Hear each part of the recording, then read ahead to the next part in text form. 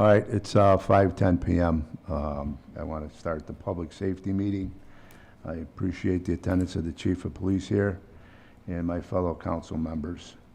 There's a couple items that are not in my packet, so we're going to be awaiting those, but the ones that are in my packet, I just want to open the door a little bit and discuss the ordinance to require video surveillance for multiple dwelling apartments. I know this was sponsored by Councilman Moody, and I just want to start the conversation. I do have, a number of questions regarding it, but what I want to do is actually turn it over to Councilman Moody to discuss what legislation that he would like to propose. I know it's here in writing, but there is a number of definitions for multiple dwelling units in the city, 2-family, 3-family. Could it be an apartment complex, the whole complex, things of that nature. So, Councilman Moody? Yeah. Just to start the discussion. Yeah, absolutely. So, as you know, that there's been a lot of crime activity in these apartment building aspects, and I don't know if this goes louder. Oh, it's on. Yeah, it's better now. Okay. Maybe I might have to, almost put it in my mouth. I don't know. It's mic check. Is it good? That's good. Okay. So there was, at the time that I wrote this, there were a lot of shootings and stuff around apartment buildings. And if you look at the police calls, they get a lot of calls around the Kimball, Hobart area. And those housing visions, I don't think, have cameras on their property, right?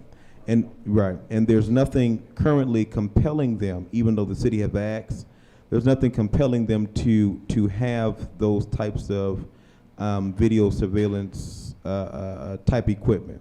So the intent of this legislation, and I'm going with the council of the city, well, really the judge, and seeing how we can scope it. But the intent of the conversation, of the legislation, is to make sure that if there are multiple dwelling units, not 2-family homes, but those 3+, that they have some sort of surveillance areas. The intent is not to make sure that landlords with 2-family homes have to put up video cameras, but the intent of that, if you are an apartment building in the area, right, that you have adequate surveillance cameras. That way, if there is a crime or shooting or disturbance on your property, we can then have some sort of way to get that information to the chief of police and to the police department to help with investigations and things of that nature. Right. There's a couple questions that I have, obviously. Now, when you're saying camera equipment, so this would be a mounted camera with something that you could download it and review it, later on if something does occur. Right. Who maintains it? The owner maintains it. How do we get a hold of it if there is a crime? Could it be used by the owner to actually benefit from them, see who's coming to his house or her house, whoever it may be? That's some of the questions I have. Wouldn't it be advantageous to maybe push the Ring doorbell or something that we could have on each unit, so we do have some sort of a camera, and the police are tied into the Ring doorbell? I understand if we have to get them to join in, but maybe something of that, so it isn't that complex for an owner, to actually mount surveillance camera. Well, and it is invasion of privacy as well, I think.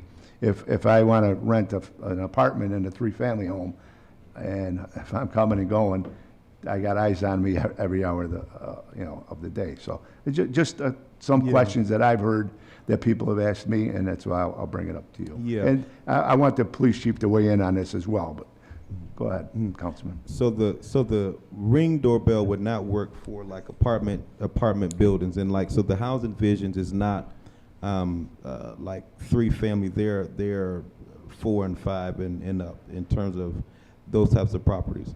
So the Ring doorbell would not work for a typical apartment building type structure.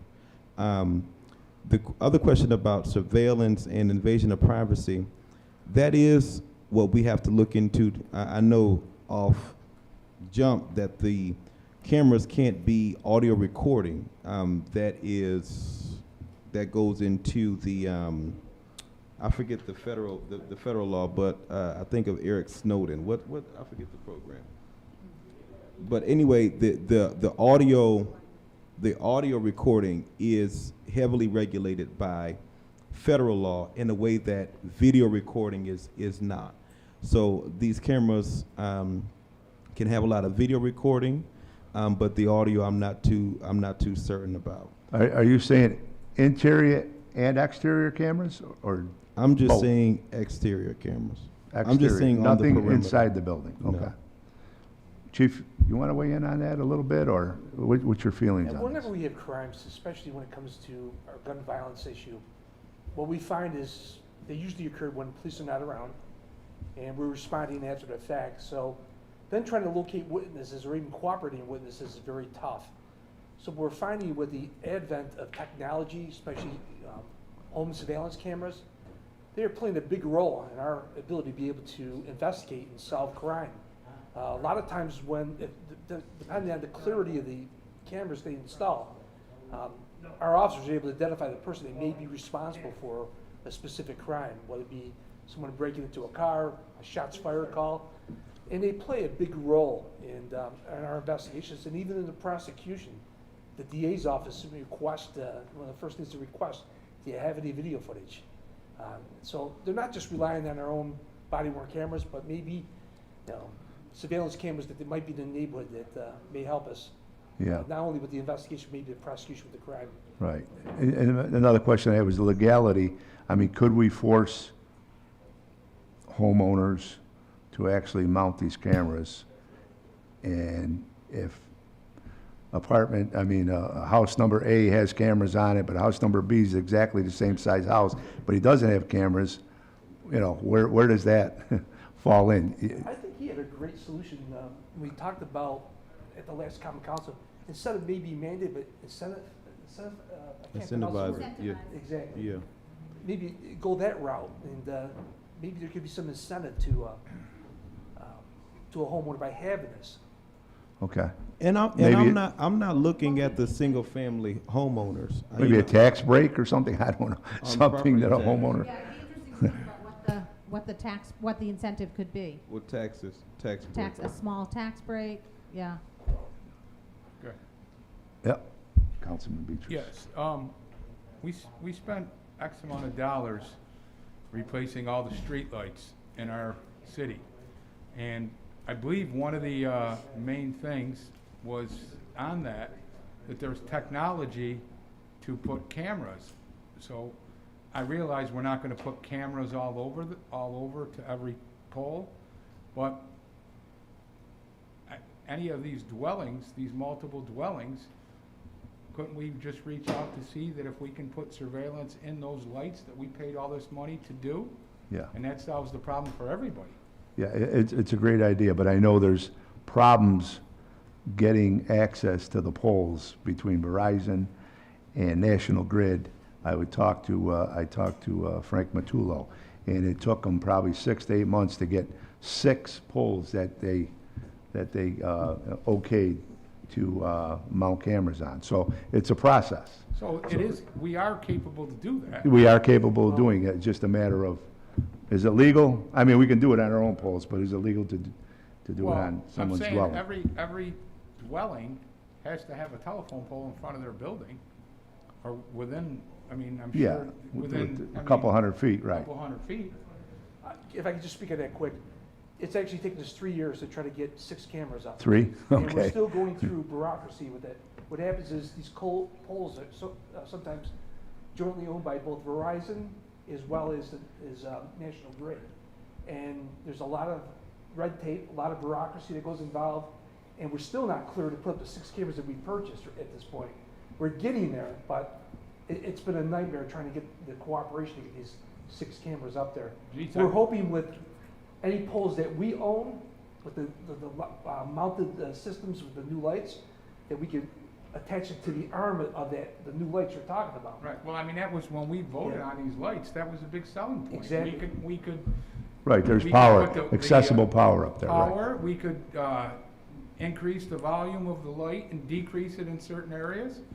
I mean, I'm a little disappointed to hear that. That was one of the main reasons I was for them, the lights and stuff. And you know because what? of that. They will be a great tool once we get them up and running. The problem is the bureaucracy, dealing with both those companies. And you know, we've had elected officials try to help us with this. It slowly moves along.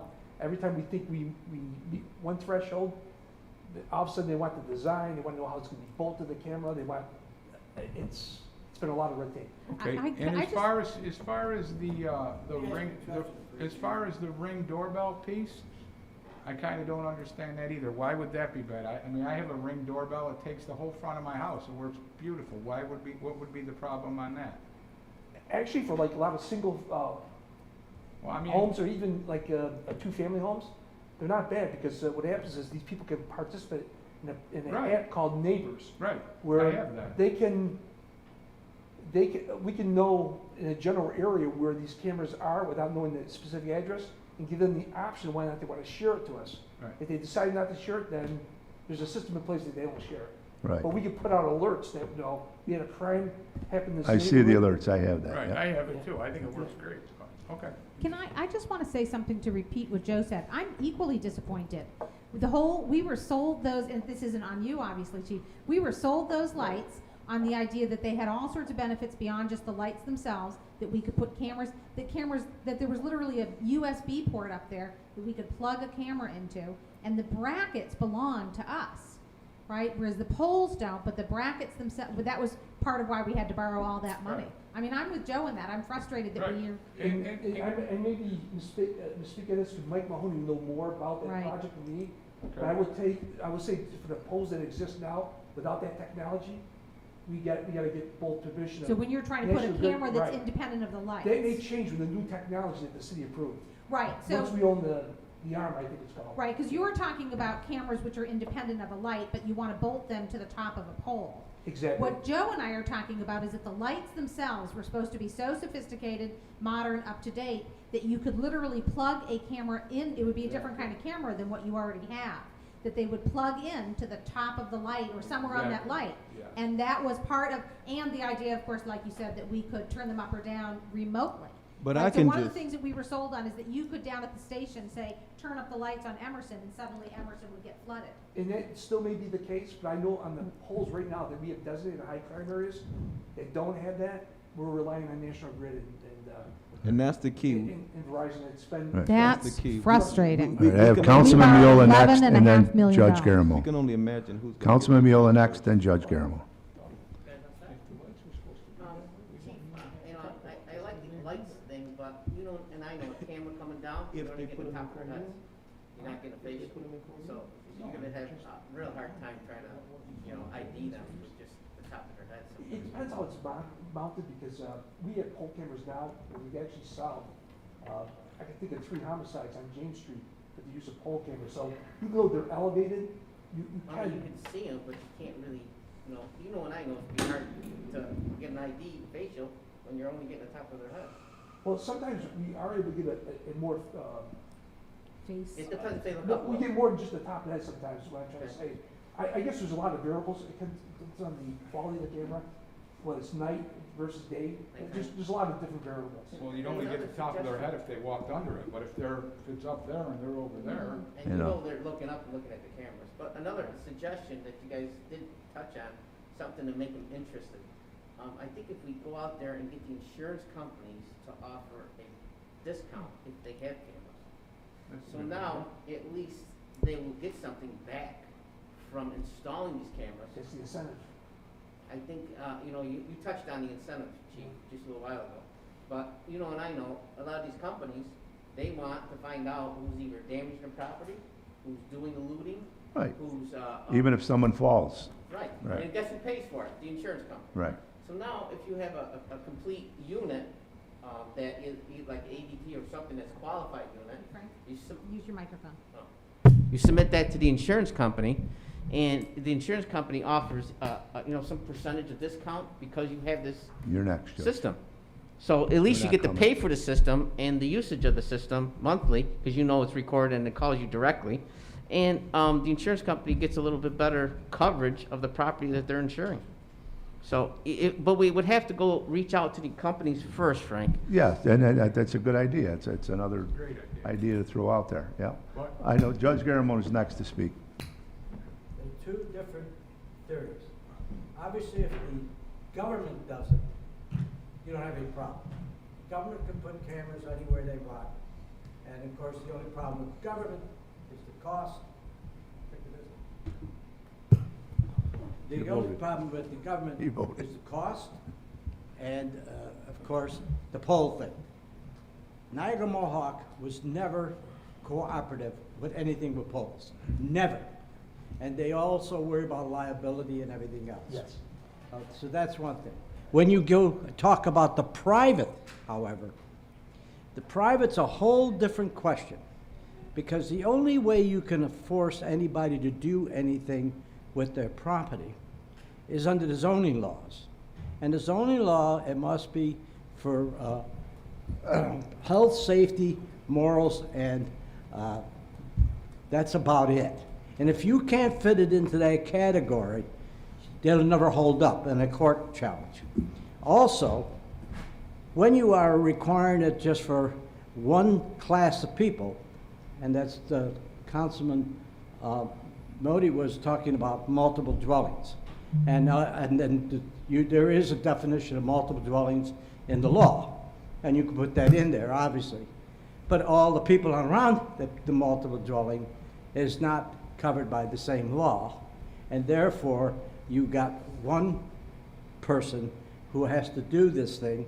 And the only thing wrong with that setup, unlike when the government does it, is that the tape or the camera is only as good as the preservation of the tape.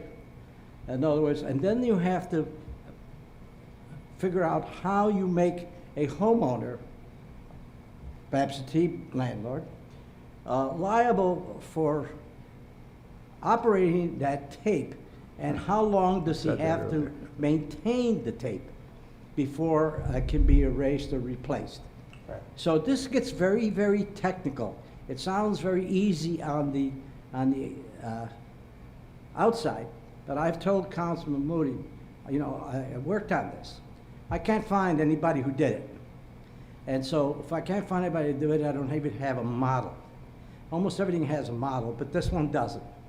Because when you try to make a private citizen do something that's going to cost him money, and the rate of cost will depend a lot about the dwelling. Now, I think there are people in this room who have cameras around their home, and it is a very expensive project, very. Right, it has to be quality as well. Yeah, but the problem is, the tape is only as good as it can be used for the public, to meet the code for the public welfare and safety.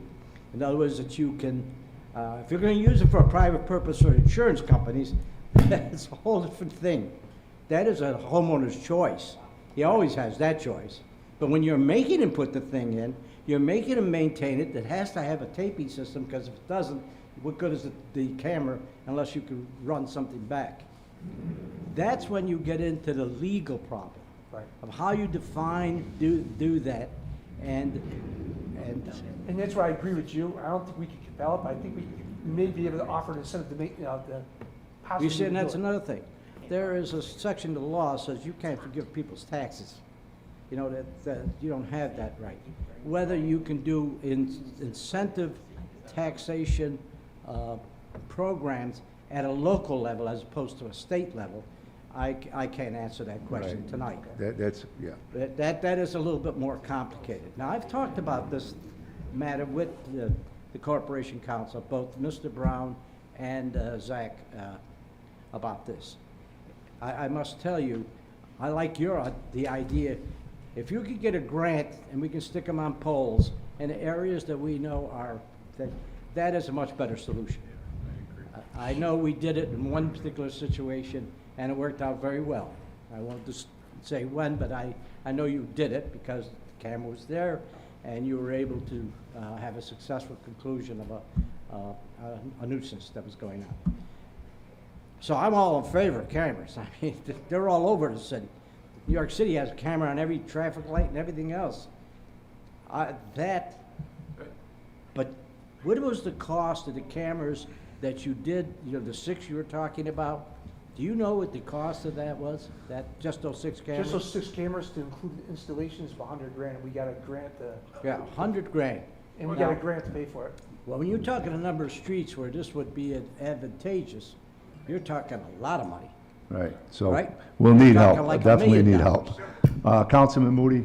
Yeah. Let me say this, if the idea of the poles, putting the cameras on poles is a nice idea, I can almost guarantee you that Kimball and Hobart is not gonna be first on the list to get these shiny new poles. So when we talk about, I could barely get that street paved. So when we talk about putting those cameras on the poles, if the mayor and the administration is gonna commit to putting those new camera poles and light poles in that area, sure. But if not, then I have to do what I have to do to kind of peel back on crime.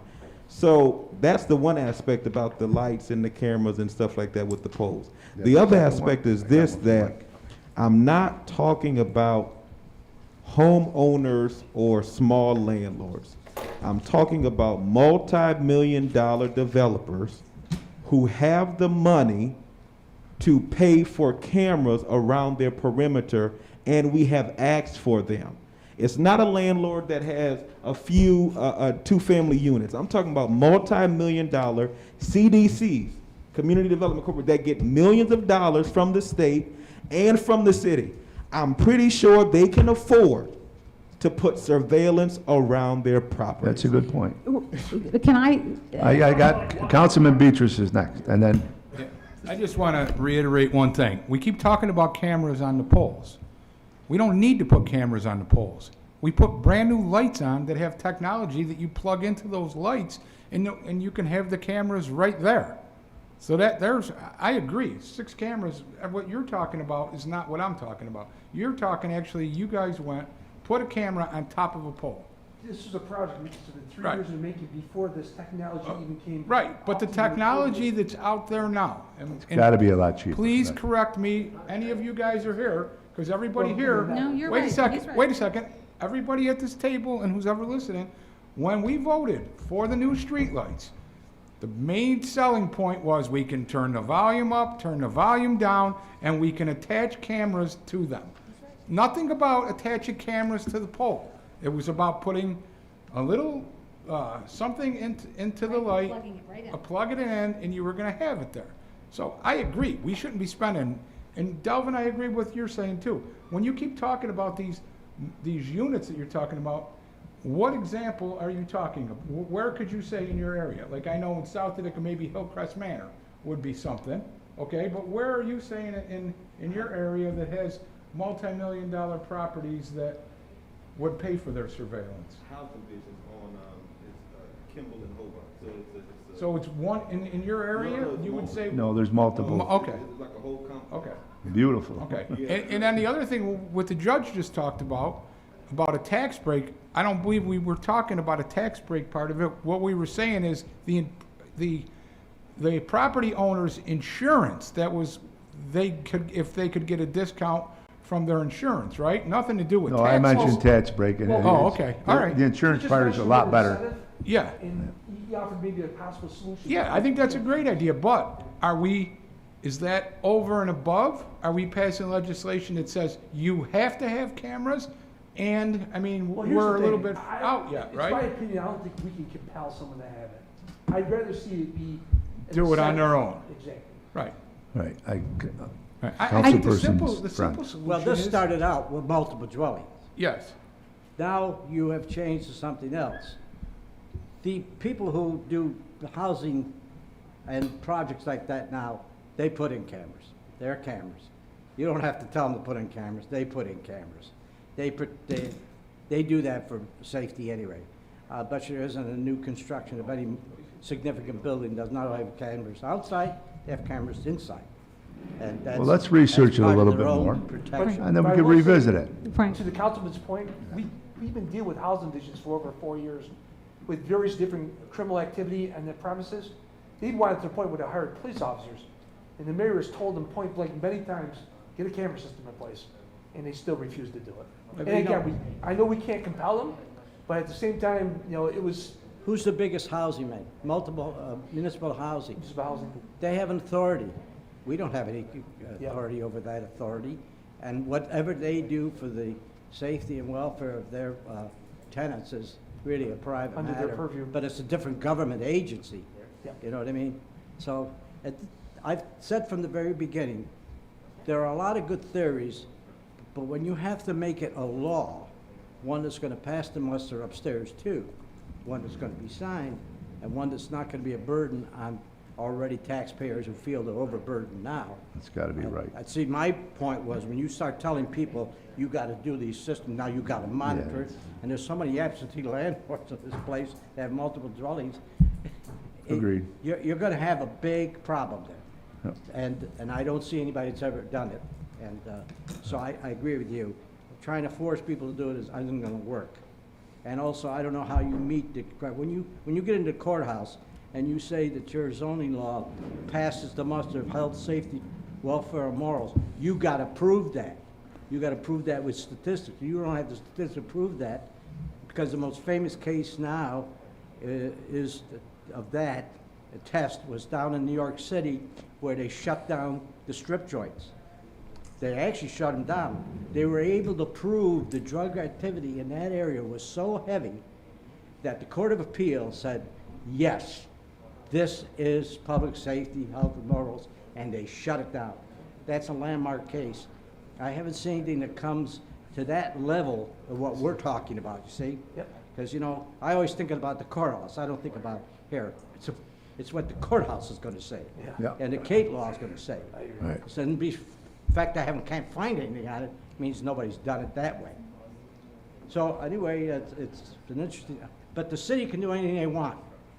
And I think if you get a grant to do it, if you can plug them into some lights and everything else, I Yeah, think that'd be I the think best that's way the best to do go. it, correct. Councilperson Friend.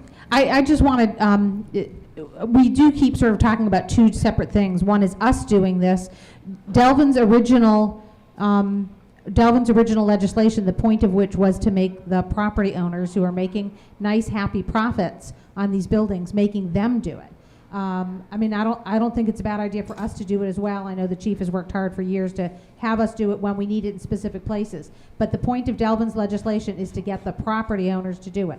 Why can't we, from a legal point of view, compel property owners to do this? We compel property owners to do all sorts of things. I'm compelled to, what am I compelled to do in my house? What? Give me a code issue that I can't do whatever, I'm compelled to have railings on my porch.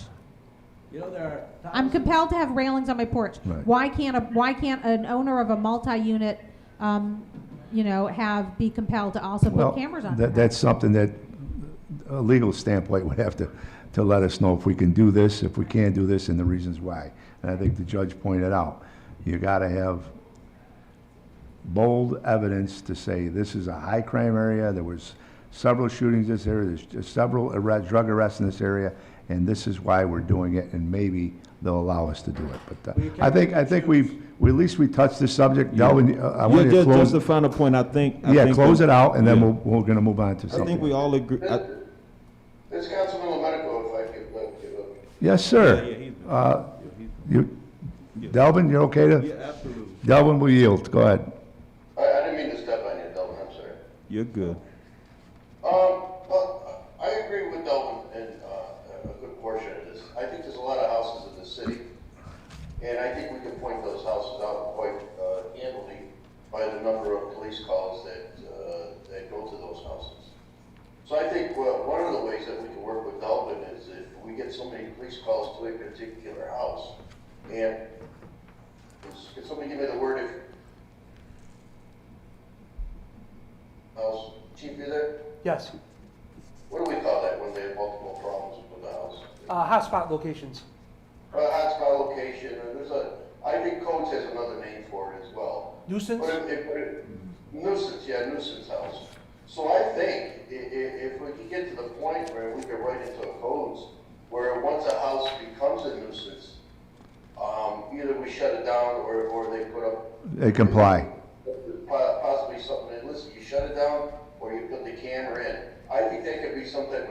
issue that we can put together.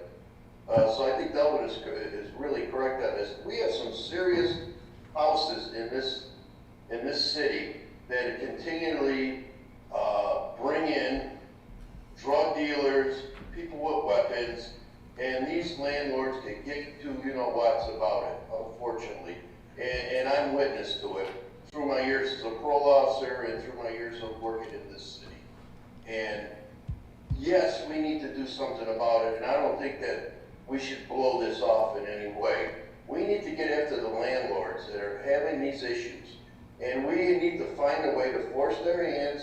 If they become a hotspot house, we should have some type of legislation put into the codes that they have to put a camera on there. If not, we shut them down. I'm not sure exactly how we do that. Also, I agree with Joe, I agree with Celeste. You know, we just put these cameras, these new lights on the city, on these poles, and we were told that the yes camera systems can be mounted on them. I don't see where NIMO or the cable companies have any say what we hang on our own piece of equipment.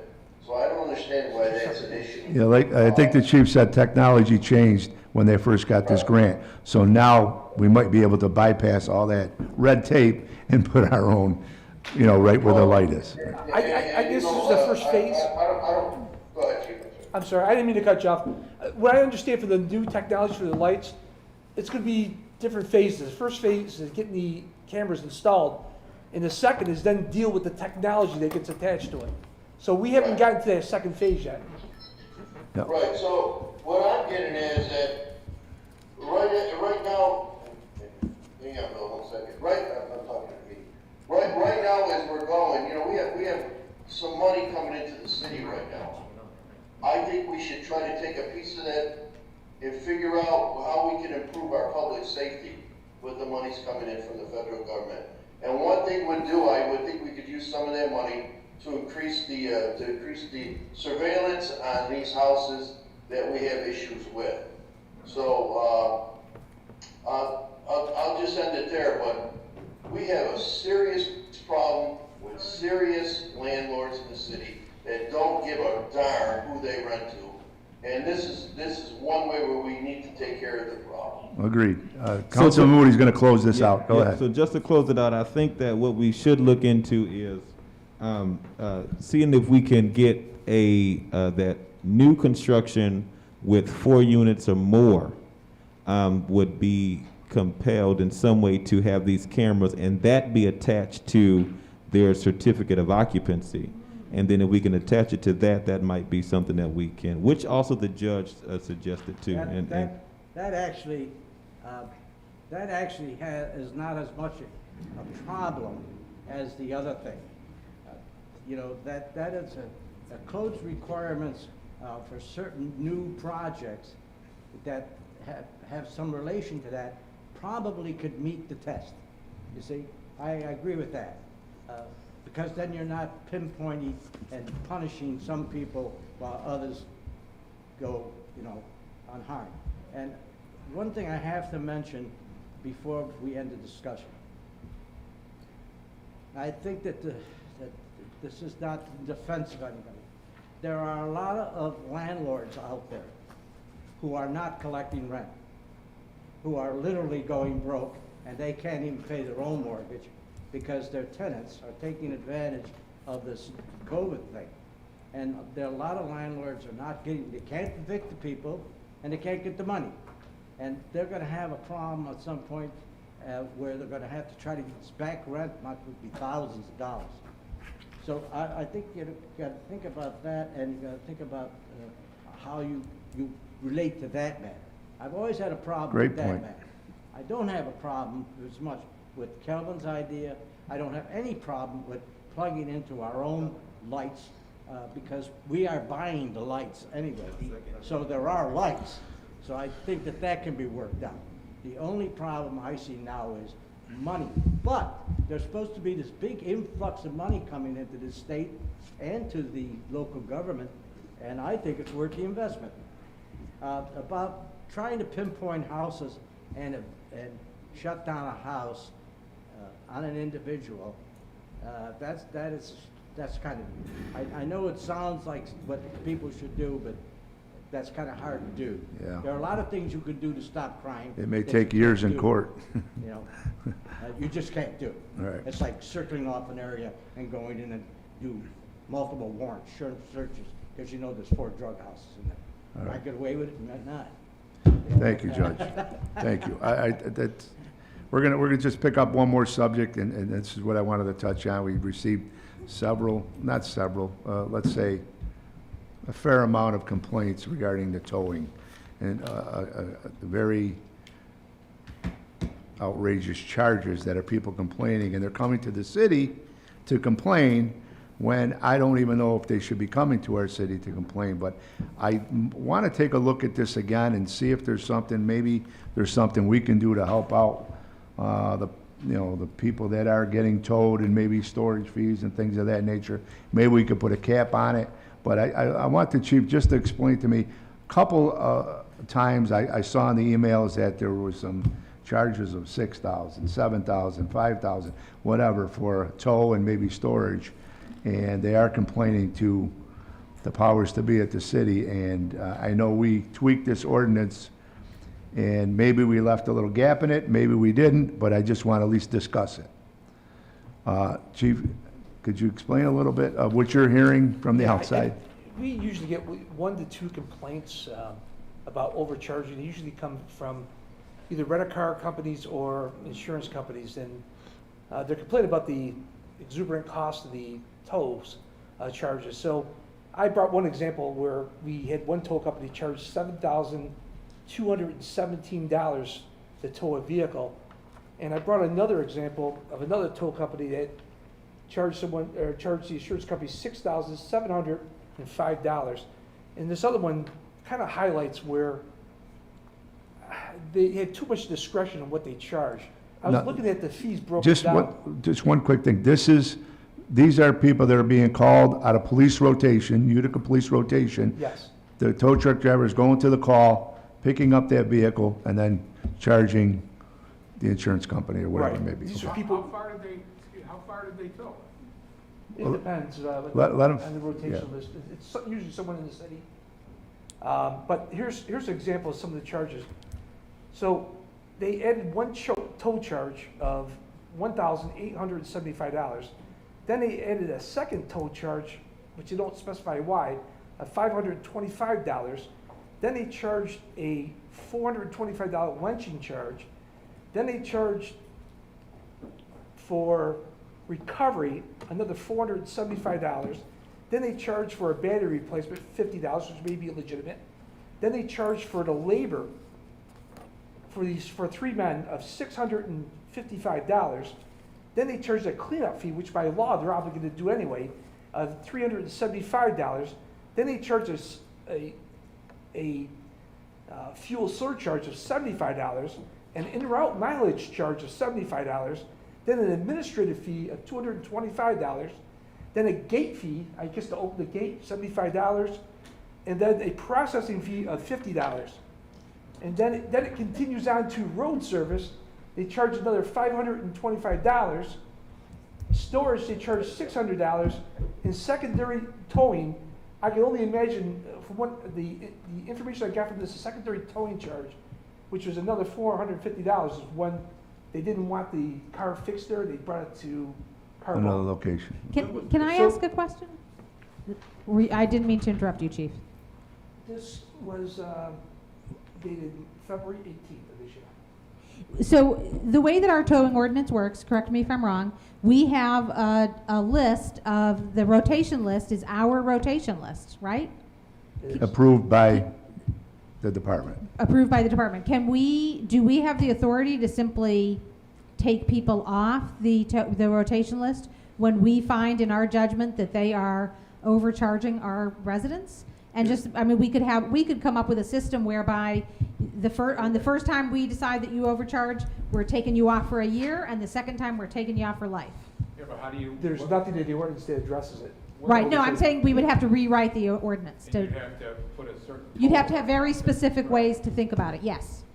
Yeah, I agree. You'd have to very clearly specify you know, a certain percentage over average charges, something like that. You'd have to come up with a standard market rate. You'd have to specify all that. But could we do, like, if we did that, would your rotation list get too small? No. The way we look at it, being deputy chief doing it, we looked at the current ordinance, the way it sits now. We feel if you just took out one subdivision, it would probably solve the overcharging. Now, I know me and Councilman Miola talked about this. There is a state law that apparently allows them, the toll operators, to charge a per diem cost. The But problem, it has to be posted in their shop. Now, the insurance company's got the right to challenge that bill, go to the person's shop, take a photo of his fee list, and if none of those things are included, they don't have to pay. Okay. See, it's not our job to Right. fight for insurance. I when Right. can't hear you, Frank. but here's the problem. It looks negatively on the city and us because we have to manage this. So you think And we're the that, ones getting the complaints on this. Sure. The way I look at it is this: if we just get rid, what do you want to take? Point us if to we took the, away on section 228 or 228/47 rates and charges solicitation, yep, and you went down to sub E. yep, This is where the problem is. That it reads, the toll provider may charge per diem for specialty equipment and service. Fee charges must be posted at the toll facility that are needed to safely, properly recover, transport, and relocate a vehicle for insurance coverage payment only. Without towing insurance coverage, toll charges must be in compliance with section 228/47, which reverts back to A, above. the 175 toll charge. Now, Right. here's the way I look at it. Even though there's state law may exist for them to charge per diem, look at, for example, AAA. In order to be on AAA's towing list, you agree to take a rate that they set. Mhm. And I think that if you eliminated that section, you just made everybody collect at one fee. Everybody would be subject to That's a A. contract, Chief, that's a contract. The AAA's got a contract. And by having a contract, you need each individual that signs up to sign on this contract. Now, that's a different story. If you want to work it the way that AAA does, that's under a different regs. So we can do it that way. But you won't probably get the participation that you have now. Meaning by participation, you mean not as many wreckers will want to be interested Right, and the more in being records on we the have tow- on the Right. 911 list, the more response. In other words, if this record is not available, they go to the next one. If Right. this next one's not available, they go to the next one. And so you're arguing that if we took out E, Mhm. that a whole bunch of people would say, I don't want to be on your rotation list. Right, which is in conflict with state law. Right. See, now, AAA's got a contract with only one individual Mhm. in this whole area. One guy, who has probably around 5 to 6 tow trucks. Mhm. All right? So there's one contract, one AAA. See, the reason why we can't be in conflict with state law is that if we'll have another illegal law on the books. What's the conflict with state law? Go back to that. It's simple. The chief just spoke about it, is that the tow service, as long as the fee schedule is mounted in their shop, Mhm. can charge accordingly. You see, for example, you can't tell a mechanic what labor rate to charge. It's his Right. place, he'll charge what he wants. If the insurance company doesn't want to pay for it, they say, this is our rate, and that's it. But we can be more Right. restrictive, we just can't. Councilman Woody, go ahead. You have the floor. Yeah, we could be more restrictive, we just can't be less restrictive with regard to state law. But the other thing about it too, I think we cannot repeal E if we don't look at the 175, you know, because I don't want to disenfranchise towards if they have to go a crazy amount, you know. You don't know if the car's rolled over, you don't know if the car needs winching, you don't know if it rolled on a fire hydrant, Right. you don't know if there's a fatality there. There's so many variables, you don't know if it needs dollies when it needs to be towed. You don't know if it's a bigger Flatbed. vehicle and they have to. But I do want well, we already have the ability, I do want to be able to, if these companies, if we have these complaints, that we can kick them off this list. Yes. The chief has the authority. The problem with subdivision E, if you talk about per diem, it's vague. They could charge, like I just read off all these, the charges that they made up or said they did. And I don't know if there's any way to regulate something like that. So I don't know if you need that section in there if you're gonna. The state law regulates the chief, and it's up to the insurance company to go to the shop, take a quick photo of their fee schedule, and then they have to bring them to court But and they have can- justified. But once that's out there, couldn't they put it up? I mean, A lot of them won't have that kind of cost that's listed in there because they have to justify it. For example, was there a second tow? We don't know. See, the insurance company, that's where they have those big money attorneys that they come in and say, there wasn't a second tow, so we don't have to pay you. The storage was only, we'll say, 10 days, all right, where they're charging for 25 days, according to the rate schedule. Again, the insurance company has attorneys to fight over inflated bills. how did it look on the insurer? But why does the city get involved? We should city just should say, not The get other involved. thing, people may have their insurance either raised Yeah.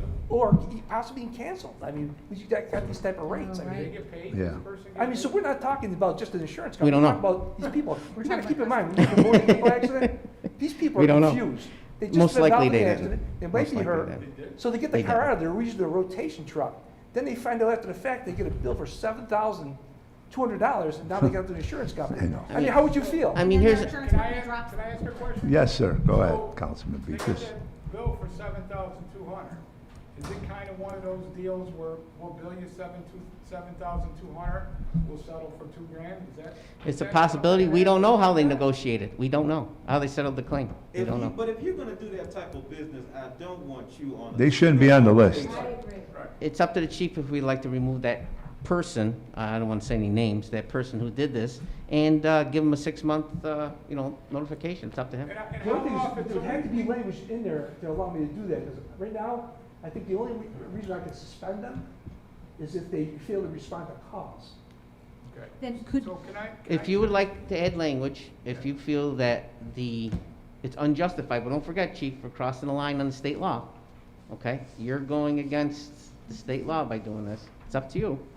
Well, the way I look at it is this. Why don't we have a put per rotation diem list. per It's state law? voluntarily. They don't have to be in our rotation list. If they want to charge exuberant fees and get off our rotation list, it seems like we should be able to regulate this. If you would regardless like of to the put law. language in there, that you have the choice, and something like this, of course, is way out of whack. If you would like to add that language to it, I don't see anything wrong with adding that language to it, but don't forget, chief, you know what I mean? It may be some type of repercussions later on, but that's up to you. That's up to you. Chief, so, since we passed this legislation, since we upgraded it, it was probably last year sometime, what you just read to us, how many calls have you had like that? Let's put it this way, until that section was added, we didn't get any complaints on overcharging. say Okay. that again, chief? They had none, zero. And was chief, it? how many actual bills were like this? How many you had? Like 7,000, 6,000? As far as back, as I can go this year, I found 4. 4. A lot. And I know there are more Man, last you know how year. many rotation calls that they No, had? I'm sure, but that's 4 people getting ripped off. Well, absolutely, but 4 people. But you don't know if they got You ripped don't know off. if the same 2 shops did twice, or one person did it 4 times, so And- let's not go into detail Yeah. about the shop, but the chief, I don't have any problem giving the chief the authority Right. to remove To take people off the anybody. rotation list. I don't either. And, Right. and you don't know, those bills that you went through, okay, you don't know that the insurance company paid that. For all you know, that Well, bill, the last one I read to you, it was itemized. Yeah. I know that they ended up calling Griffel's office. okay, And based on a conversation that Griffel's office had with the tow service, they ended up reimbursing the insurance company, I think, well over $3,000. right, and so, okay, so. So they it- overcharged. So, okay, so they overcharged though, now wait Yeah. though, so 7,000, they gave him 3,000, to me, $4,000, they way overcharged. Yeah. Well, not really. Let me give you an example, Joey, just for example. I had a vehicle that was wrecked. We did not know it was totaled. It was called a borderline total. The car sat in my garage because the lady's boyfriend who wrecked the car, it had a ton of women's stuff in there, had Gucci purses, very expensive stuff that she left in the car. So I couldn't leave the car outside without being, monitored and stuff. People would break into it and take something. So inside storage is at a different rate, according to insurance company guidelines. Now, that car was totaled 2 weeks after it was hit, okay? The company did not pick that car up. I called them 3 times a week. The company did not pick that car up until a month later.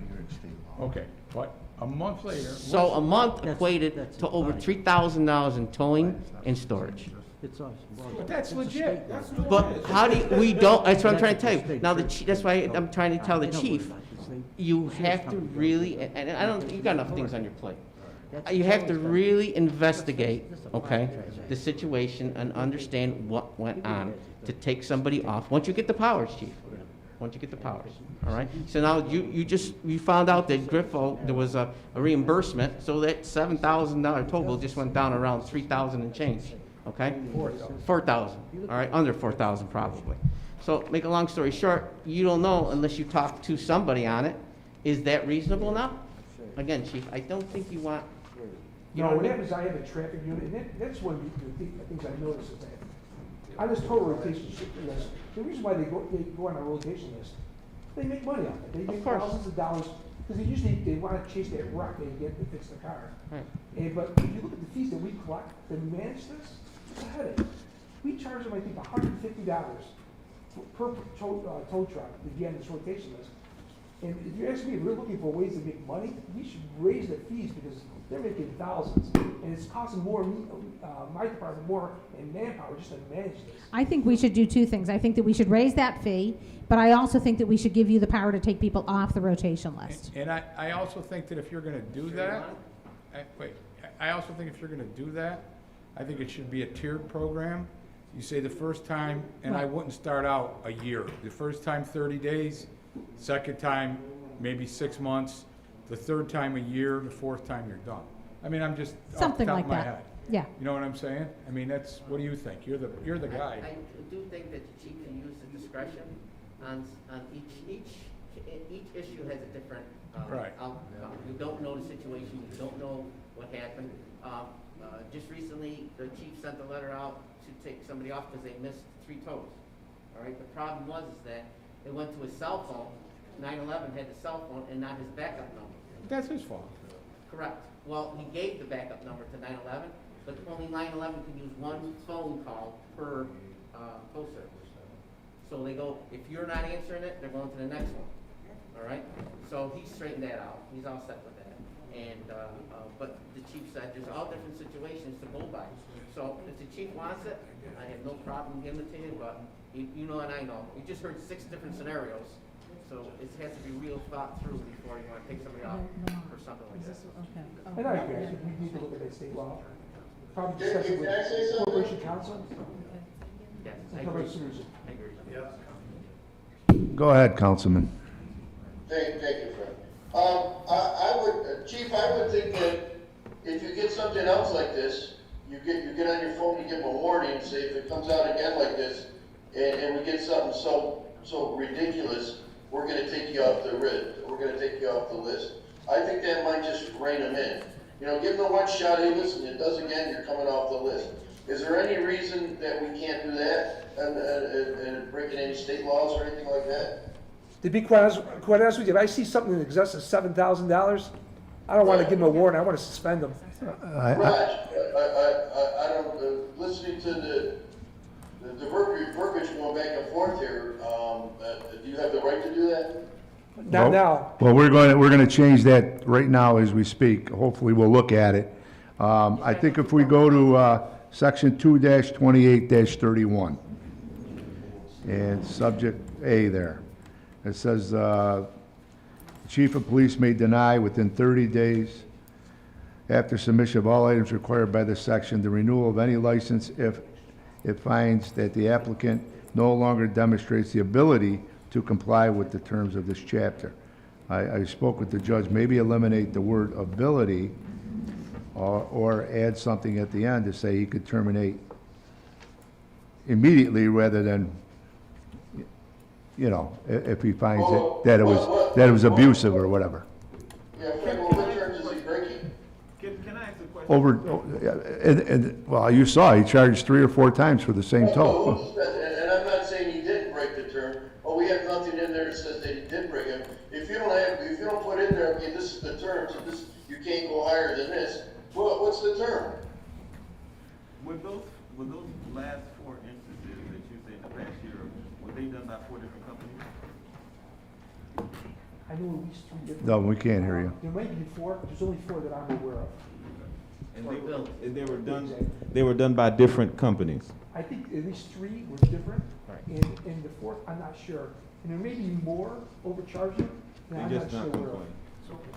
And we can't put a cap on it, right? So I don't think we can do that because of the state law. Councilman Beatrice, I want to spend 5 more minutes. Yeah, and then we that's gotta it, and then we're start the gonna next go. meeting. Okay, my last question to you is, do you, every bill that comes through from a tow comes to your desk and you look at it, or you're just getting that when somebody complains? I just get when they complain. So there may be people that, there may be other overcharging I'm not aware of. Out of thousands of tows, you only got 50 so far. He's doing pretty good. Right, but you don't know, but you, that doesn't mean that they weren't charging $3,000-4,000 extra than they're supposed to. Again, they have to justify, just like Okay. I got that $7,000 one, the insurance company's fought. Okay. Got knocked it down to something reasonable. Okay, so we should just come up with some sort of amendment to give the chief the authority to either suspend or terminate the tow truck companies joining our list, or being on the list. So however we want to tweak this, We'll go through the corporate council and we'll get the verbiage. all right, we'll table it and then we'll work on new legislation on that with the judge. All right? Okay, I think we covered the two subjects, the main subjects. I'm done with the public safety meeting, I don't know. Frank, Councilman, one question, were we gonna talk the blue lights, but nobody ever gave us any information to do anything on that, There was- correct? I thought they were gonna come in and. Right, okay. All right, okay, thank you. All right, that's it. Why don't we meet again in 5 minutes, President Galimi? Or do you want to start right in? Yes, that's fine. I know Maria's not here, so. Yeah, I just have to figure out what's going on. Yeah, Mark, Mark Williamson, are you dialed in on your phone as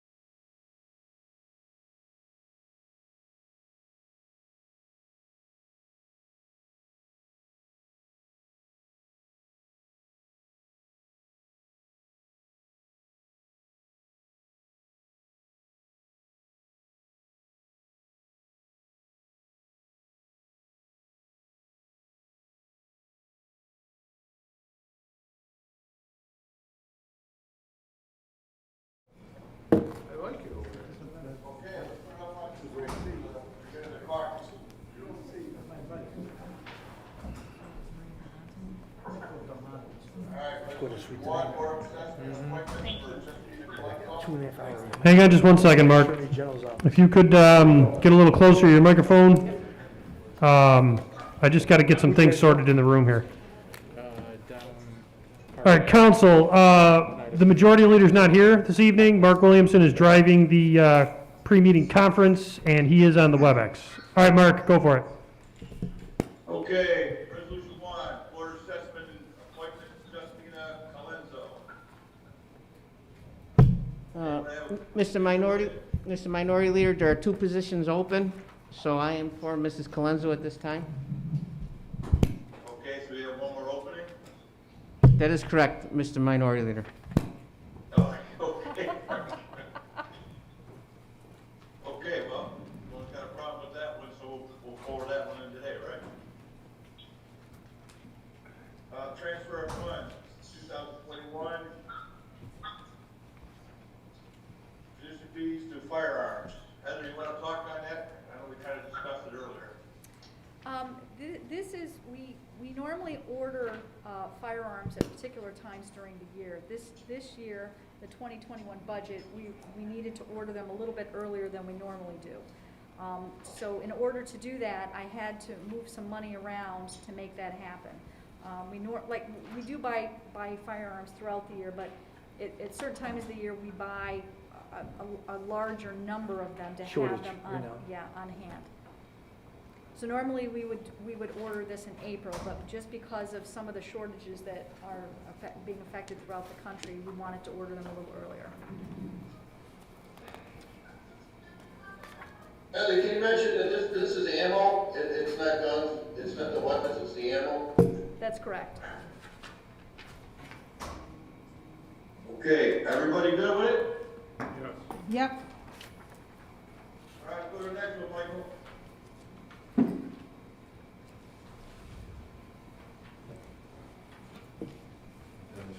Mm-hmm.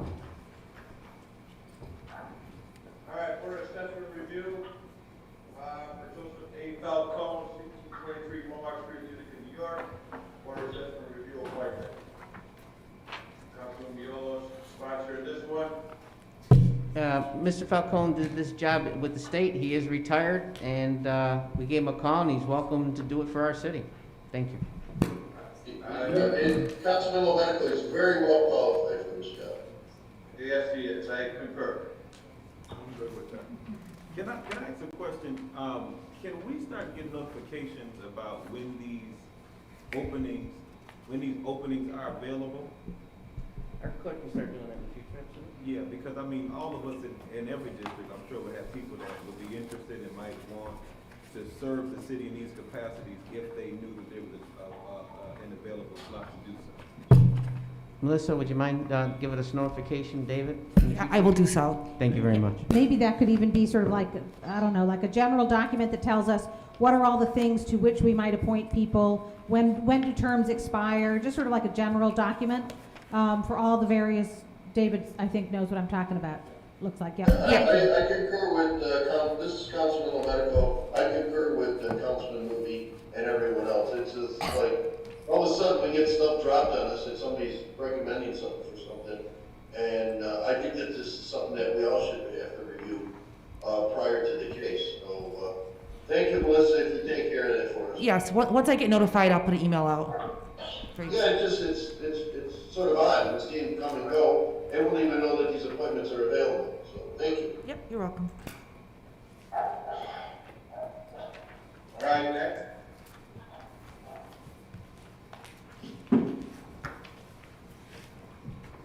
The Carefree Sunday for Rockville Park. Celeste, or Councilman Member Fred, who's put the ordinance in.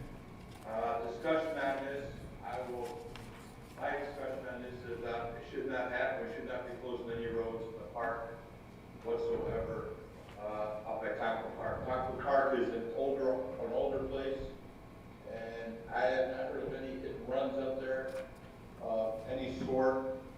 And this is used by the population of 64,000 people in the city of Utica, not just a handful that just want to walk with cars up there. So I do not recommend this. I will not be supporting this.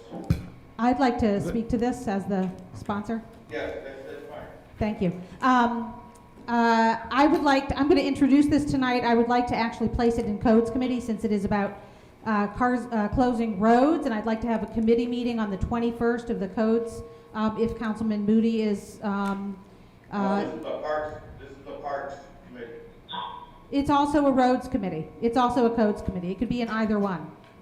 I'd rather have it be in a committee in which the chair of the committee is All right, not so openly just a opposed. parliamentary note, when you make the motion, introduce and commit, you're going to name that committee. Okay. And whatever the majority vote decides is where it Right. will Okay. either go or not go, depending Okay. on if you have the votes to commit Thank you. it. Thank you. Thank you. I would hope that we wouldn't wait for a hit and run before we closed a road.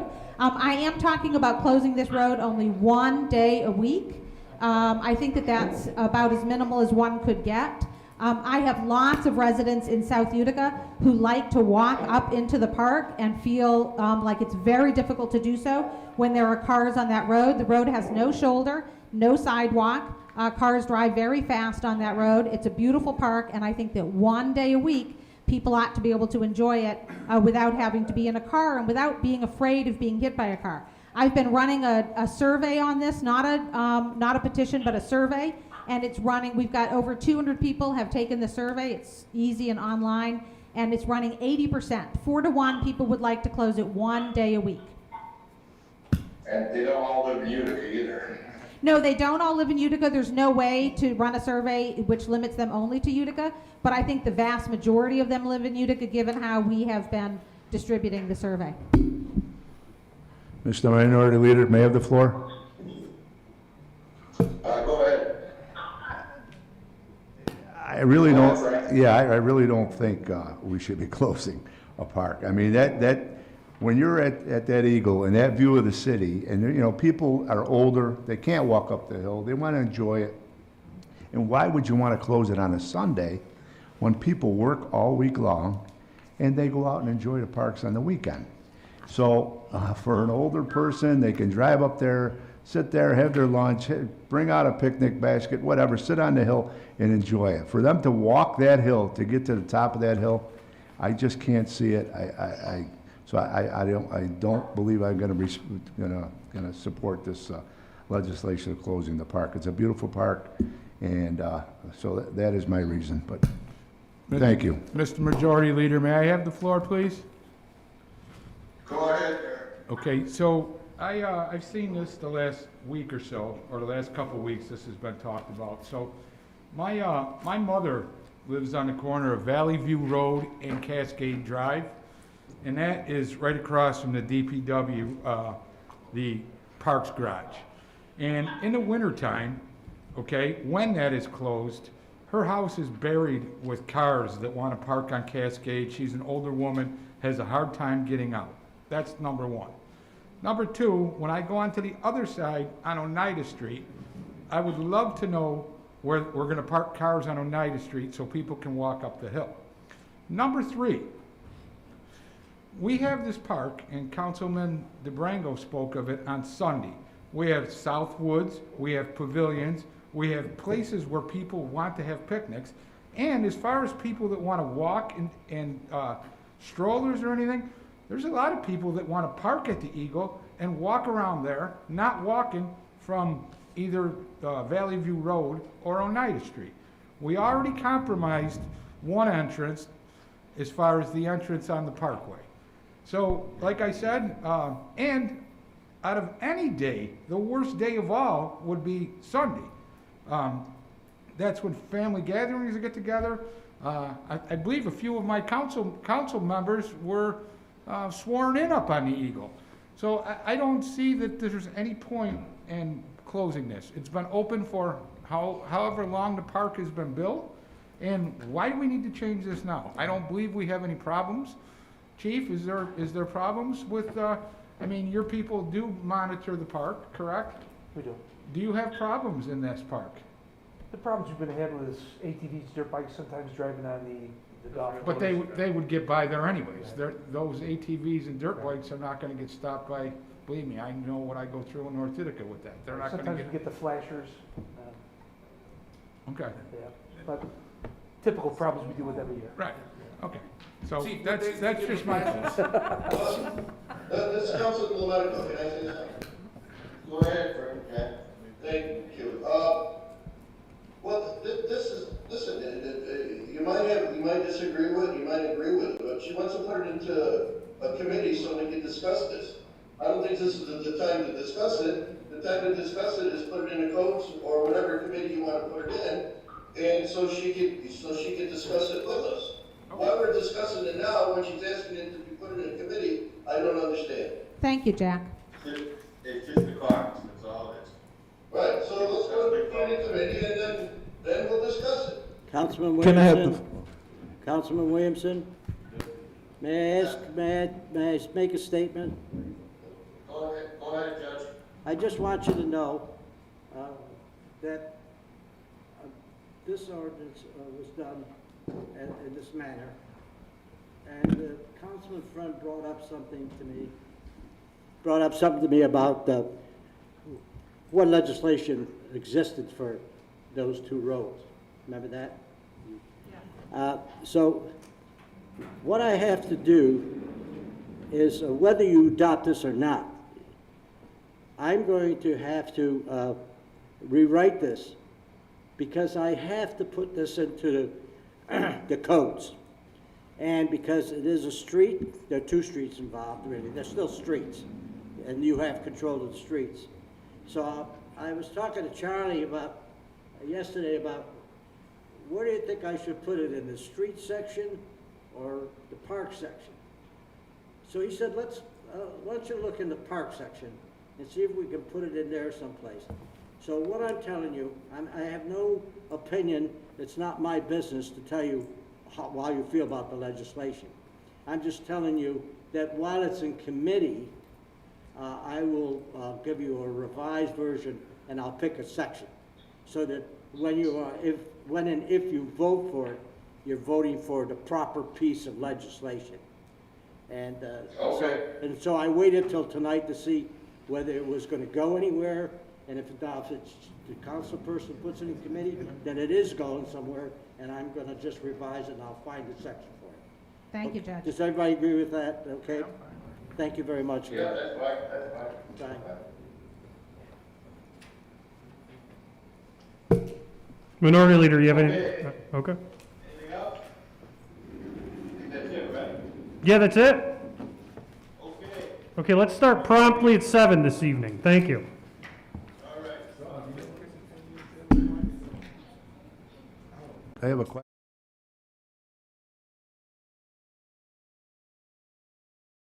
Emily's in the audience, and I know we had something about the blue light district. Oh, no, or that's something. not why she's here. Okay, she's Yeah. not, No, all right. no. Wait a minute, Mr. Minority Leader. Heather Mowat would like to just give everybody a preliminary oversight on our capital plan, if my colleagues wouldn't mind just listening for a few more minutes. Sure, we have time. Every year, the mayor's administration comes down and asks you to consider certain capital borrowings. This year, I had hoped to bring it down with the budget. Due to the pandemic and a variety of other things, we just really weren't prepared to do that. So what I emailed out to you today, and I have in hard copy, if you don't have a copy, let me know. Melissa did a great job getting it out, was what different departments requested and what the mayor was looking to ask you to fund. As you may recall, about a month ago, you approved $2.5 million bond resolution for paving. That's included here, just because I'm trying to keep everything in one place. And you already approved that. I also knew that a variety of council people have particular interests in different things and like to go on their own and ask department heads questions about needs. So this was a rather complete list. I do want to point out two things, police and fire. About 3 months ago, we shared with you a bunch of pictures and narrative on some of our infrastructure needs. We have not put much money into either our police station or any of our fire stations in quite a while. There's it's always about what is the most pressing need at the moment. And often we don't see what these stations look like, so we forget about them. And so the mayor just felt strongly that now is the time that he'd like to see some money put into these buildings. He has hired Bonacci architectural firm to come in, especially the police station, to come up with some estimates as to what could be done for $2 million. You may say, why 2 million? Why not 3? Why not 1? We had to put a placeholder in there just because we know that the improvements that are necessary far exceeds 2 million. So trying to take a look at what could we do with what we think we could afford. The second item that I attached, I don't know if you have it, there was another attachment. Yes, we do. We do. That's in The visual. estimated debt schedule? Yep. See that one? Yep. So one of the first thing I would ask anybody, if I was in your shoes, great, we're gonna go borrow $14 million. We haven't borrowed that kind of money in a long time. What's the payment gonna look like? That would frighten me to death. And one of the things that, one of the things that we do when we look at our actual general fund operating budget each year, we don't ask too many questions because we know the debt service is set. But when that debt service goes up dramatically or drops dramatically, it has a significant impact on the tax rate. And so for the past couple of years, we've seen our debt payments drop and go up, and that huge fluctuation makes it very difficult for us to budget for other things. So I worked with our bond advisor, bond counsel and our bond advisor to kind of come up with, if we were to borrow $14 million, what are we looking at? And this isn't really a great portrayal, but I wanted to show you. So you see 2022. Right now, for our 22 general fund budget, if you were to go through the lines, you would see $7 million of debt service. That includes bonds, and our leases.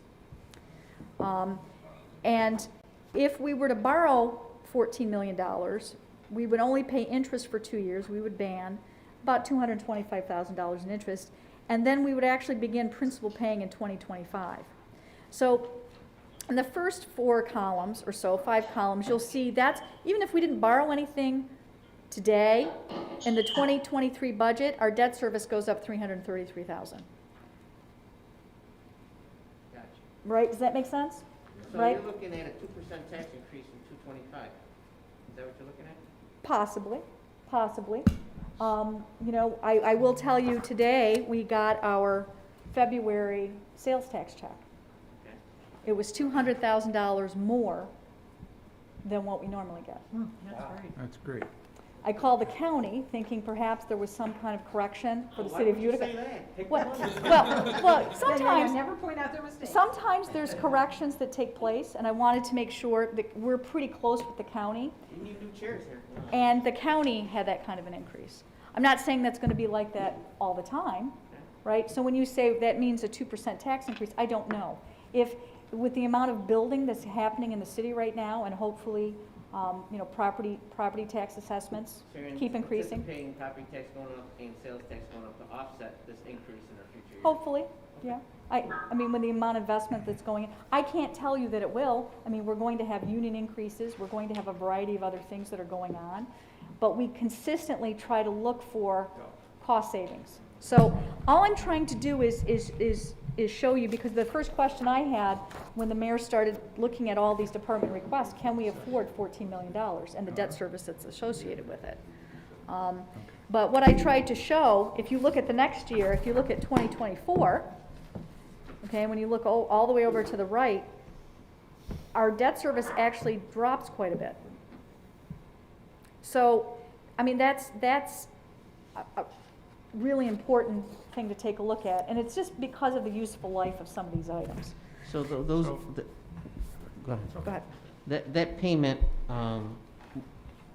will not be allocated to the debt service in 2024. So our debt service payments will be down $895.757, correct? Mhm, yes. So in 2025, of course, if everything stays the same with our sewer tax and where we get most of the debt service funding from, that should be covered, wouldn't it? It is, it's, and that's why this is really a bad portrayal, because what happens in 2023, right? We're Correct. going to borrow again for paving. We know that So there's going to be additional borrowings as each year goes on. But what I'm trying to show you is that we can absorb some of this because debt is coming down. Every year you borrow to put new items into place. Okay. And every year you're paying down items that you're now paid off entirely. So I'm trying to figure out this smoothing technique. I will tell you, the mayor really wanted to borrow a lot more for parking garages. And I told him, I think that's way too much debt to be carrying, and the debt service would go up dramatically in out years. I heard he wants to build a new police station. What do you think, Chief? What do you think, Chief?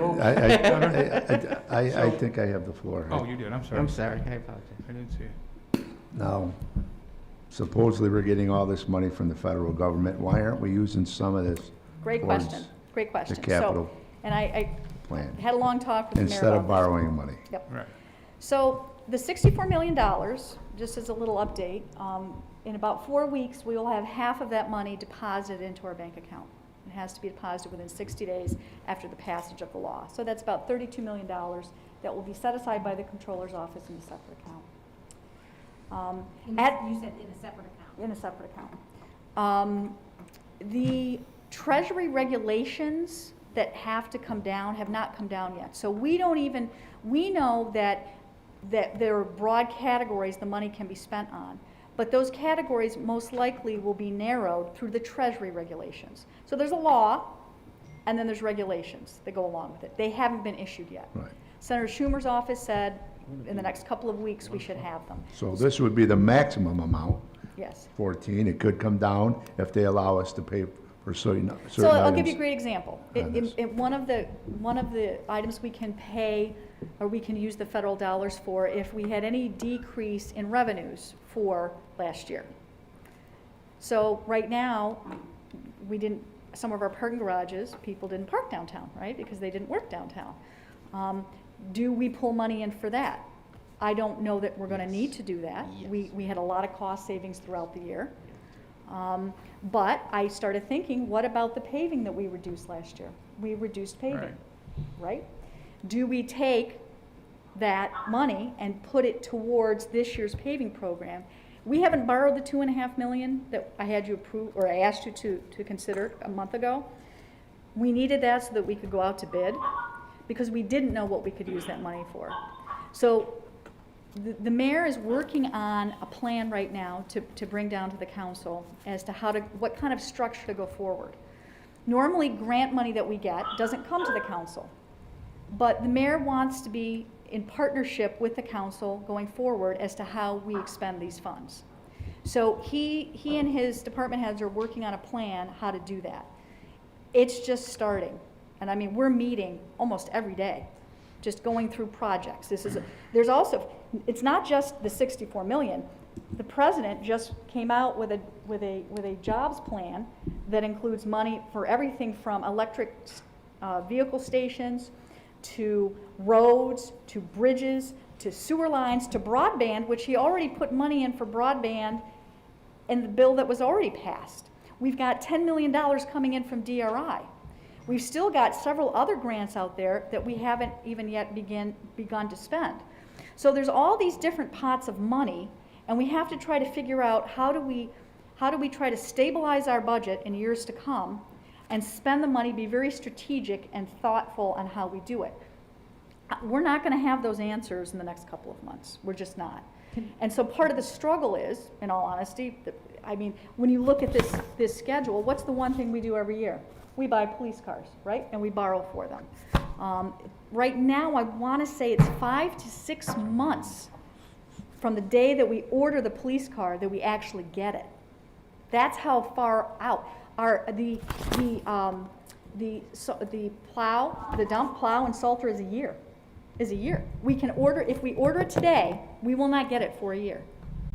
So the question really becomes, and the mayor asked me to come down and talk to you tonight, because he doesn't have all the answers, but we're trying to get our way through this. And so we need to come to a conclusion if we want to go ahead and try to get some of these things ordered, and then try to decide in the next coming months how we pay for it. All right. Can I ask a quick question? Yeah, you went ahead of me, but you can. No, Go on. go ahead. No, go on. Go on. Mark can't see anybody, so. You're right. Oh, go on. Ladies first. Mark can see everyone, actually. Councilman Williamson, Councilperson Friend would like the floor. Yeah, go ahead. What's an interceptor, police interceptor, chief? Is that a vehicle? It is. It's a Ford Explorer. Okay. It's rated for pursuit as well. Okay. Would this be a good time for us to think about electric vehicles for the police department if we're going to be borrowing money? What I would like to do, I would like to test some. Okay. maybe with our CID. Okay. Division. Okay. Because they tend to be the smaller vehicles. I would need the Ford Explorers for Pursuit. for Right. for the patrol units, because especially if they have partner, it's a lot of equipment you have to pack in a car. Right. So when do we next expect to buy police vehicles for the CID division? It's That's a not good in this question. capital They usually plan. get hand-me-downs, don't they? Yeah, they usually get hand-me-downs, but it's something we can certainly look at. I know that that one model you talked to us about, that one police agency. The California. Tesla, right. A number of departments have had a lot of success with buying Teslas. Yeah. Yep. The concern we would have initially when I presented to our mechanics was the fact that right now I believe the closest Tesla dealership is in Albany. Right. So any repair work for these vehicles would have to go out to Albany and get in the vehicle there. But But the upside of that is that electric vehicles simply have to be serviced far less often because they don't have as many moving parts like an internal combustion engine. right. Yeah. It's just that because from what it was explained to me, because the internal parts that are in the vehicle itself would have to be serviced by Tesla Mhm. specifically. And the other thing is about having a charging station or stations to deal with it as well. Well, they come with a charger, so the Tesla, when you buy a Tesla and you open the trunk, the first thing you find is the charger. It's just a matter of having an electrician. So, and of course, now that we have our own dedicated lineman, I think he'd have no problem wiring in a Tesla charger into wherever was going to be most convenient for you. But there's no reason why we can't look into the feasibility of that. Mhm. Yeah, see on that is that we're off the road to the, correct? Councilman Williamson, Frank DeBrango had the floor next. I just had something I wanted to add. I know Celeste brought up electrical vehicles. But Chief, if you could research what police departments have electric vehicles, let them tell you after the year or 2 years what it was like to have an electric vehicle on the street 24/7. So let them test it and let's see if it actually works and it's feasible for us, and then maybe we can consider. I think that might be a way to go. They'll be the guinea pig, and then, we'll say, yes, it's good, or no, we have to tweak it, or let's keep what we have. That was just a suggestion. I know Councilman Beatrice is next, That's okay. Minority Leader. So, thank you. Heather? Yes. So, a couple things.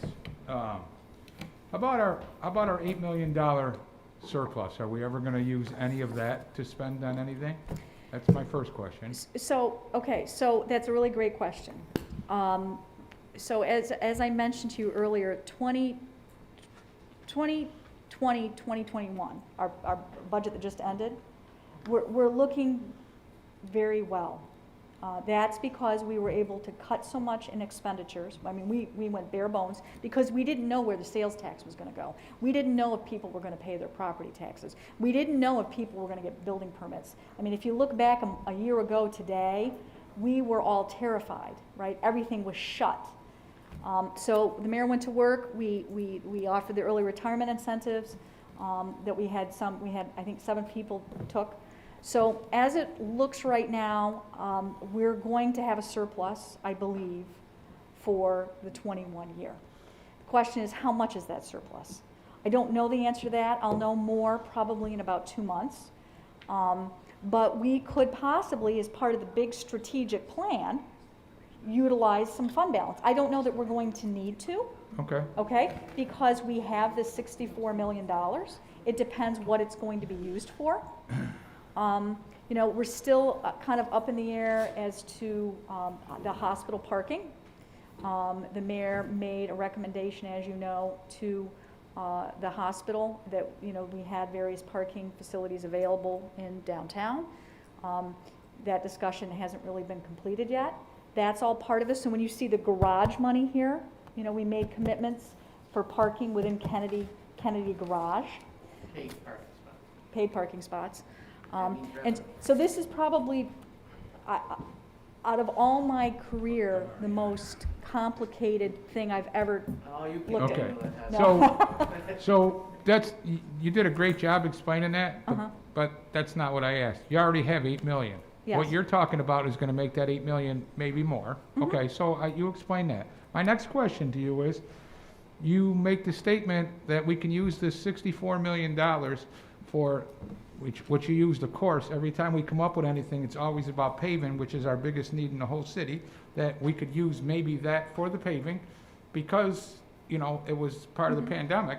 But don't you think, how about when we sat here last year and we cut this funding back for the firehouse, we cut the DPW, we cut all that stuff because of the pandemic.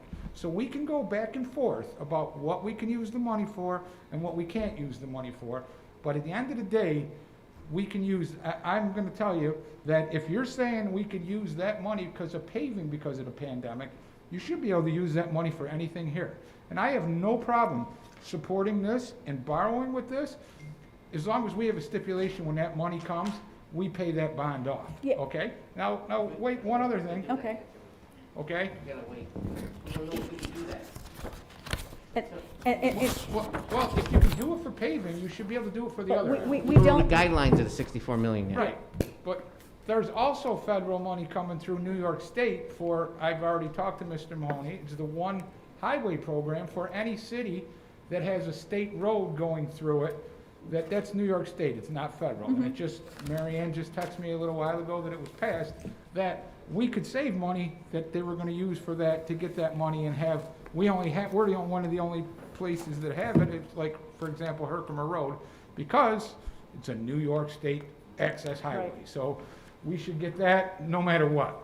So I'm just saying, this whole thing, we have all this money coming, and I have a real hard time with going to borrow money when there's money coming in left and right. and part of the struggle is going to be, is a timing. It's a Right. timing issue. But we can borrow it, Right. but with the way of, we pay it back. We don't, once we get this money, we pay it back, so we're not there. I mean, does that make sense to everybody, or is that?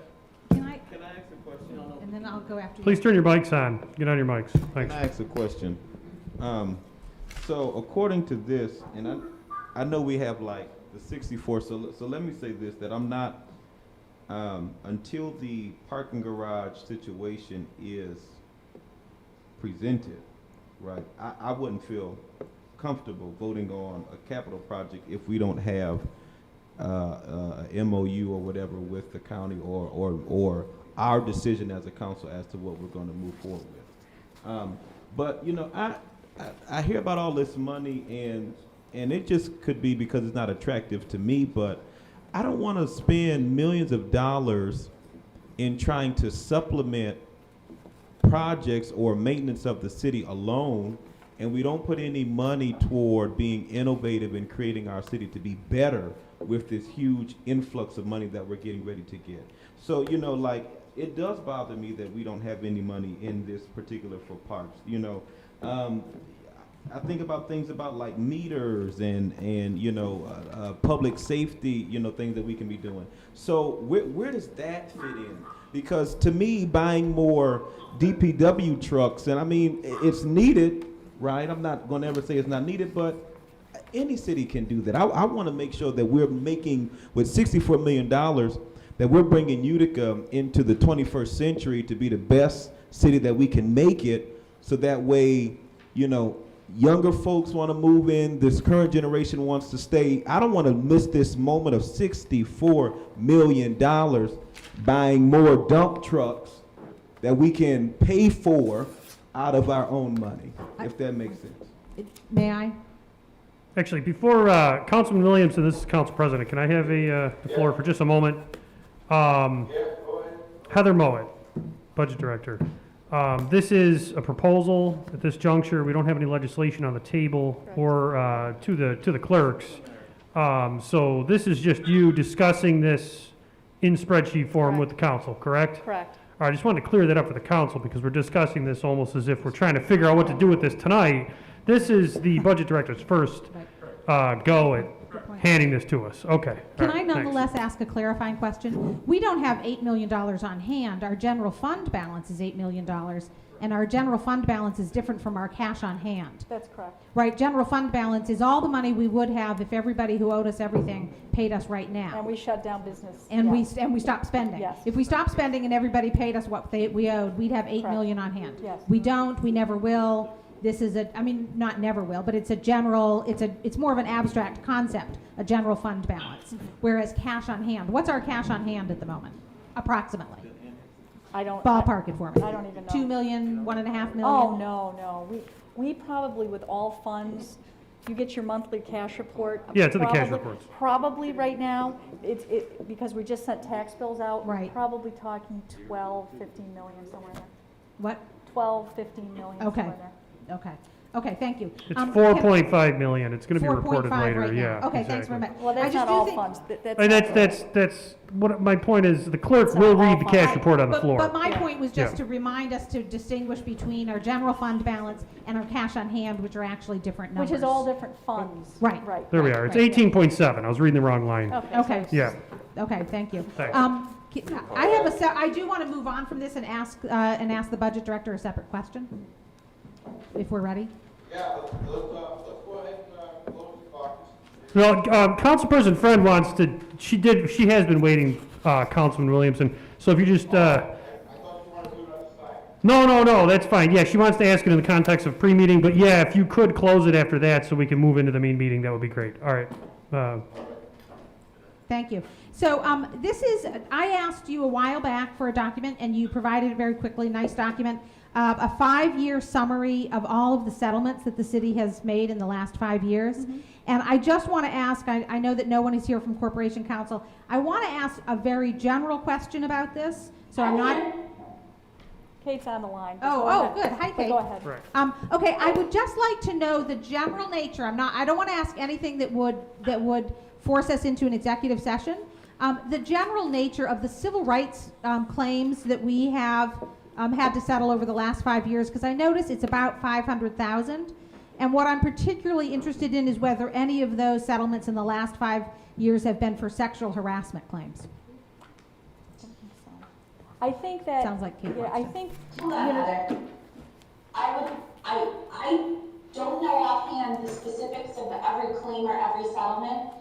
I would suggest that you, the person who should officially answer on that is the Corporation Council. So I will try to get that information from him. I think it would be helpful if you made a specific request to the Corporation Council's office. Okay. I will say that I have been here the last 5 years, and to my personal recollection is that there has not been any settlement based on sexual harassment. Okay. That's my memory, but I can't swear to it. Okay, thank you. Clerk? Yep. Clerk, can you make a specific request to Corporation Council that they just kind of flesh out a little bit the nature of these settlements? Again, I'm not asking for any information that would require, an executive session. I would just like to know more generally the nature of these settlements. And what I- Absolutely. And what I would just also like to, sorry, Councilwoman Friend, you should also just be aware that all settlements go through the Board of Council Estimate member. Enforcement. Oh, sorry, Council Member Friend. All settlements are approved through the Board of Estimate and Apportionment, so. Yes, I knew that. Okay, so all the minutes should have information as well about the settlements if you are seeking additional information beyond what the Corporation Council can provide. Okay, thank you very much. So what I wanted to say. Yep. Was, when your request came, I worked with Zach on this list. Right. It's a little misnomer because there's dates on there and dates that are actually accrued versus we may be told that we have a lawsuit that we don't settle for 10 years, right? So some of those payments on there may have been for something from 10 years ago. So when Ms. Hartnett says in her past 5 years she hasn't seen it, it may have gone way back. And she was right to say that really our Corporation Council should be answering those questions. Okay, thank you very much. Yep. All right, Minority Leader, you good? Yeah. Yeah. Anyone got a second on that? Second. Okay, we'll begin the main meeting at 7 p.m. Thank you. Yeah, I'm not even.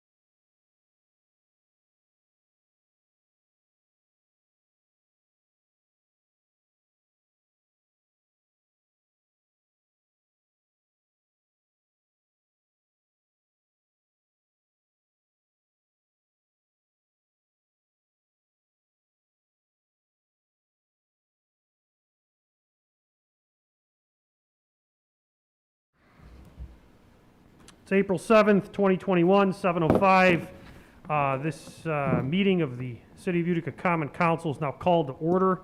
Clerk, please call the roll. Burmaster, Friend, Miola, Moody, Beatrice, Williamson, Lometico, DeBrango, Galimi, all present. I believe it's 9 present. Yes, 9 present. 9 present. Thank you. Please rise for the Pledge of Allegiance, followed by a moment of silence for the deceased members of the council and also a prior council person who has taken ill recently. Councilman Burmaster wanted to set aside some time for prior council person Testa. I pledge allegiance to the flag of the United States of America and to the republic for which it stands, one nation, under God, indivisible, with liberty and justice for all.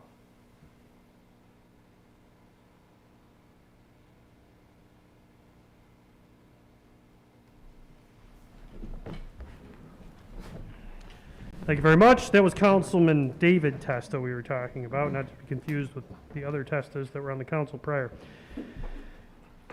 First order of business, the minutes from the previous meeting. Could I move that we waive the reading of the minutes, please? Okay, we have a second from, we have lots of seconds, but I'm going with Moody. Well, I can't say any opposed tonight. I have to go by roll call because we do have people on the WebEx. Burmaster. Yes. Williamson. Yes. DeBrango. Yes. Beatrice. Yes. Moody. Yes. Miola. Yes. Friend. Yes. All right, the minutes have been waived. Thank you very much. Just so you're aware, if you're listening, the minutes are posted on eCode 360. That is the website where our city code and all the council legislation is posted. Thank you. We do have a council guest this evening, but I will first mention that we have no public hearings this evening, so that order of business is now closed. So I'd like to invite Lisa Wilsey, the executive director of the Stanley, to come up to the podium and address the council on the current operations of the Stanley in and around the theater. Basically what you don't see behind the curtain.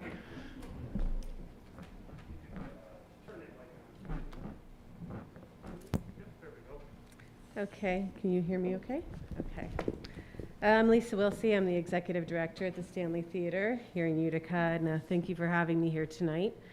I'm here today to express the position of the theater regarding the proposed real estate development project in the community-used parking lot next door. This is not a vacant lot. It is used by upwards of 5 core businesses in the area, most particularly in the immediate 2-block radius. I have been extremely thoughtful in exploring how this or any other project similar in nature would affect the theater, and the list unfortunately grows day to day. While there is a cultural concern with the removal of the One World Garden that the theater is in favor of at the current location on Park Avenue, as a connector of 2 neighborhoods, there's also an ever-growing list of environmental concerns that we have yet to open dialogue. While these were referenced in the letters previously sent to you, some of the issues include emergency vehicle access, sewer stress, waste management, traffic flow, handicap parking, ingress, egress, sunlight, snow, water. However, the most alarming concern for the theater is the economic hindrance by any adjustment of how the parking lot is currently used.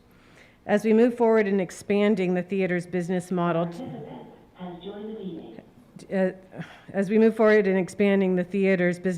to incorporate television and film production, I would like to explain to everyone that our objection is not about ticket holder parking per se, although equally important. Tonight, I'm going to focus on what you don't see. A show is pitched and booked based on the amenities we offer a tour, whether it is the number of dressing rooms, on-site laundry, access to labor, catering, etc. It is more than anything the parking and its proximity to the building, whether through the loading dock or at the back entrance across from Lotus Garden, that is key. You do not see the 5 a.m. load-ins and the multiple tractor-trailer trucks, box trucks, additional rental cars for producers and key production staff front office staff, security, and locally hired labor that can be upwards of 80 people that start unloading trucks and building a show before most people wake up. As you drive down Genesee in the morning of a show, you might see a couple tour buses or trucks parked along the curb of what is our parking lot. Trucks are most likely in the loading dock as well. But while you are focused driving, you don't look up into the back of the lot and notice a sea of trucks tucked back out there, out of sight and out of the way. Our neighbors know the drill. When they see trucks coming, it's exciting. It's showtime. Neighboring businesses work together to make room for everyone. This is not a broken process. It works. Production crews, artists, and union laborers are on site all day building. There is such a bustle of activity to get a single night's performance set up, sound checked, and ready for the building doors to open. The bulk of these laborers leave for showtime, leaving minimal number of stagehands to run the show. So what you don't see is about 60 people leave the parking lot to make room for ticket holders. When the show ends and the ticket holder leaves, those laborers come back in full force to tear down sets, repack the trucks, and get the tour back on the road to the next city. Loadout ends anywhere between 1 a.m. and 4 a.m. That's a lot of trucks and that's a lot of noise. If these trucks and personnel vehicles had to park farther away, the cost of producing the show would price us out of having the show at all, which means the theater will not make money and it will put the overall stability of the Stanley Theater in peril. Luckily for ticket holders, they have been allowed to park in nearby privately owned parking lots. If that would change, it would compound the parking for events and accessibility from tourists. Regarding parking in this project, I think it is time that the math be disclosed accurately. In this case, the footprint of the proposed building would displace 33 spots.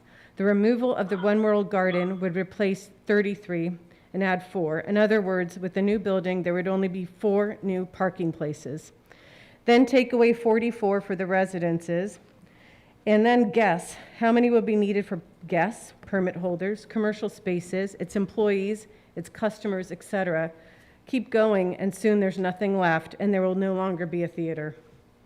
This is just one of the many concerns we have. There isn't enough time to lament on each and every concern, new construction in this location, or any adjustment in the parking lot usage would have on the theater. I welcome all of you to meet me on site at the theater to understand firsthand how I have derived from these concerns. The Stanley Theater is in the business of memory making and adding to the quality of life here in Utica. It represents civic pride, and it's an economic accelerator in the community. I recently was speaking to my colleague at Broadway Utica, and I asked her, grab me a show file, any tech file. We've all been wondering about the effects that Broadway tech has on our local economy. Here's an example. Several years ago, we had a 29-day tech here in Utica. It took 2 days to load it in. It created 132 jobs. Show calls needed 34 jobs per show, times 3, that's 102, plus a crew assistance of 15 jobs. In 29 days, the theater saw 3 performances come at Friday, Saturday, and Sunday afternoon, seeing 5,150 spectators come into the theater. That also brought in trucks. Verified 10 53-foot tractor trailers and 2 box trucks plus rental vehicles for the production. That's not little, that's big. And just to show you how big it is, the total labor cost paid into Utica for a 29-day stay, including hotels, restaurants, ad buys using local agencies, local hair designers, local makeup artists, all lighting, sound, miscellaneous equipment rental, and tuning, and local musicians, and including the rent paid to the theater to use it for 29 days, was $770,000. This parking lot is needed for that revenue for this city. So if you have any questions, I'm open to them. I don't know if I'll have the answer tonight, but I will surely get it to you. But let me know. You know where to find me. All right. Thank you very much. Thanks. Can All we right. ask questions, Mr. President? Typically, during the guests, we don't open to the floor, but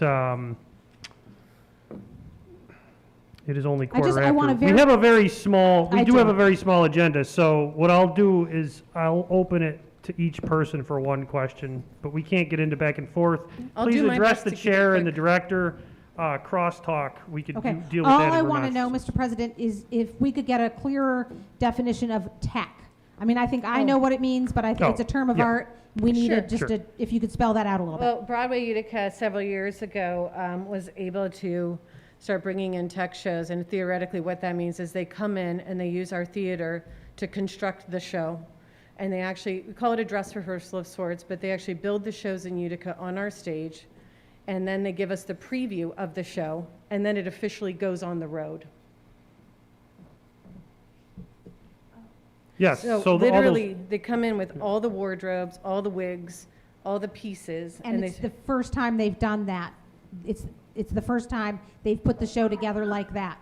essentially we get the previews, which I guess for lack of a better word is a dress rehearsal for our community, and then it would open somewhere else officially. Thank you very much. If I can follow up with anything else, you know where to find me. All right. Anything? Thank you. No, I think we're okay. Okay. All right, thank you. And then if anyone would like to contact Mrs. Wilsey, I will have the clerk forward the information. Thank you. Okay, we have no other guests this evening. We don't have anyone signed up for public comment period, so we're done with that order of business. We do have communications from the mayor this evening, and I will read that into the record. Okay, this is from Mayor Robert Palmieri, dated April 7th, 2021. Mayor's message to the Common Council. Just for anyone listening, I will be saying I. I'm reading this verbatim. This is the mayor speaking in the mayor's words. I wanted to take the opportunity to update the council on several administrative items last week in the city. In coordination with Rome, announced the reopening of the city parks and recreation facilities. We are hopeful the weather will permit city fields to be open for sports activities by our target date of April 19th. To protect the health and safety of our workforce, the administration's tentative plan is to reopen City Hall to the public once every city employee who wishes to receive a vaccine has the opportunity to do so. I will provide the council ample notice prior to the date of reopening being announced. I just need to move something out of the way here. Thank you. The DPW will begin its green waste pickup starting April 12th.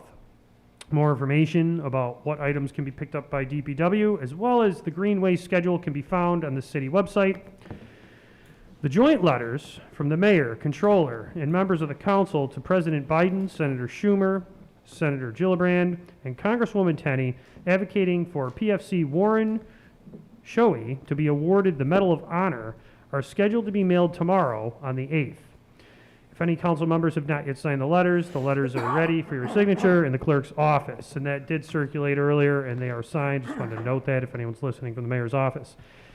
The United States Department of Treasury is expected to unveil its regulations for the American Rescue Plan Act of 2021 in the coming weeks. The administration will have more information to share once clear guidance is issued by the Treasury Department. Several weeks ago, city officials coordinated meetings with council members and representatives from ArtSpace and the Stanley Theater to discuss ArtSpace's proposed housing project for local artists. As a result, an on-site meeting with ArtSpace and Stanley representatives has been scheduled for next week to further discussion. I can also confirm that has been scheduled as well. That is the end of the mayor's message. Thank you very much. All right, reports from the city officers. Chief Ingersoll. Thank you very much. Chief Williams. I'm good. Commissioner Thomas. Nothing to report. Thank you very much. Corporation Counsel, I believe you're on.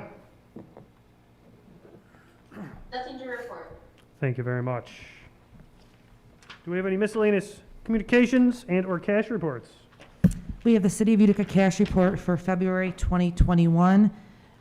The balance is 18.7 million. Thank you very Received much. and filed. Very good.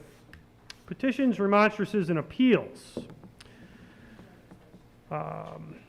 Second District, Councilman Burmaster, you have the floor.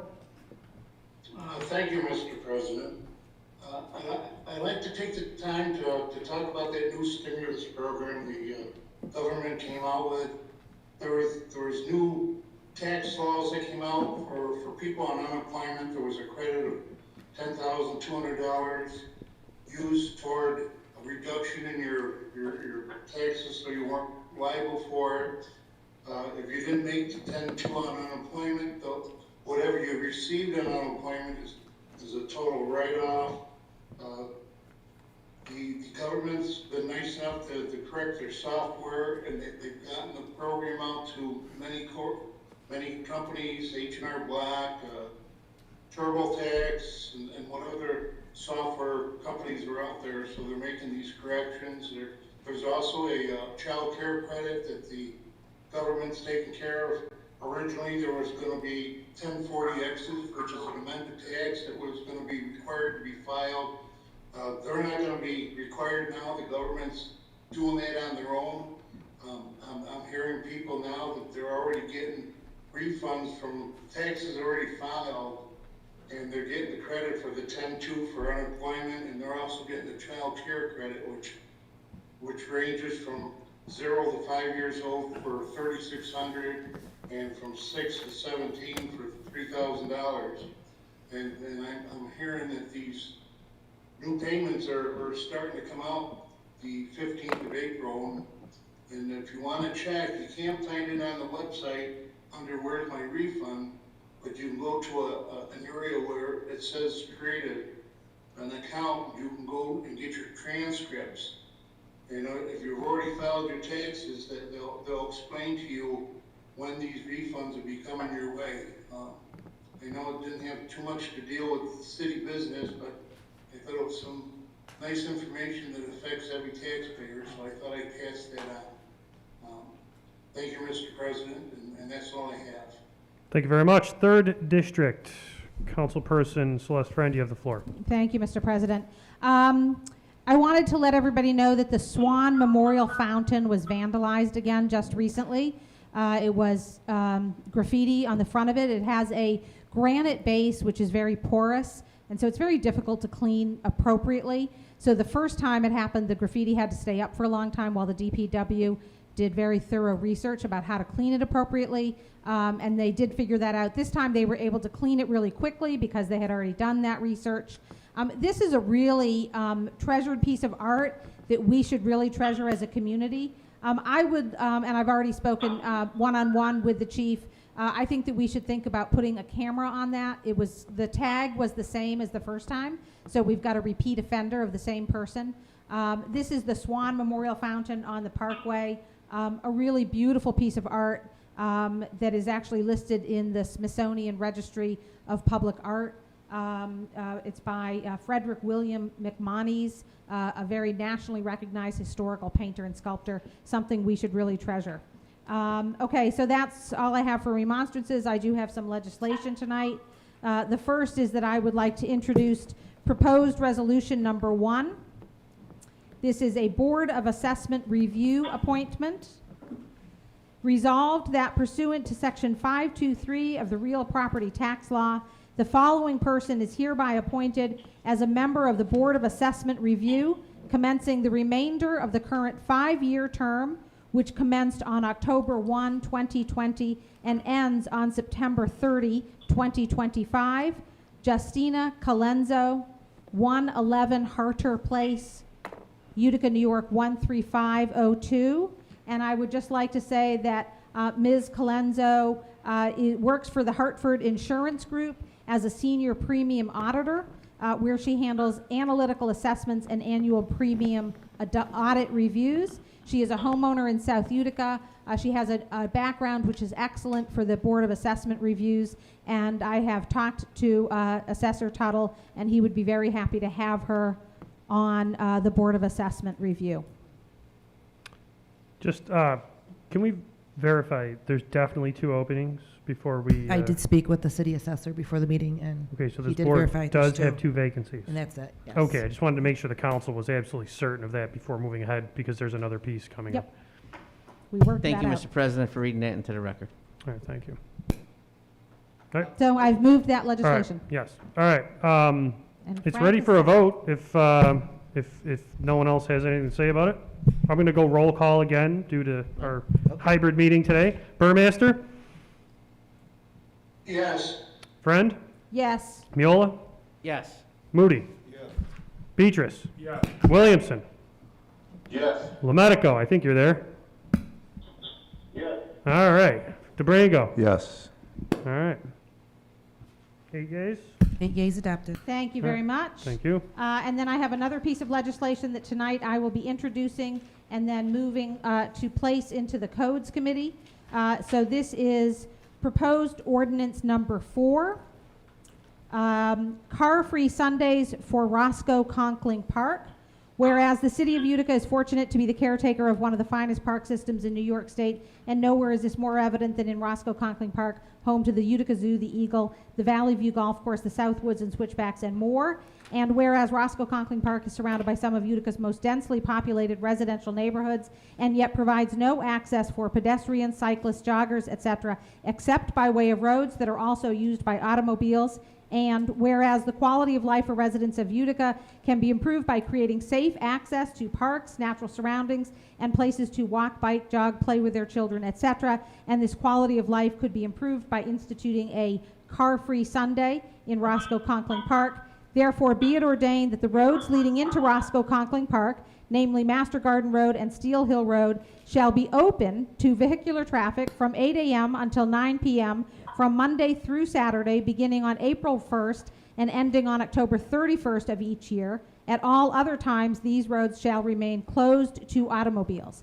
Be it further ordained that the above does not include the use of authorized golf carts, DPW and Parks Department vehicles necessary for the maintenance of Roscoe Conkling Park, and any police, fire, ambulances, or other emergency vehicles. I would like to introduce this and submit this to the Codes Committee, where we can discuss it, where we can hear from the public as to whether they want this, and where my colleagues can at least give me the opportunity to try to persuade them that this is good for Utica. So Miola has second on the main motion to introduce and commit to the Codes Committee.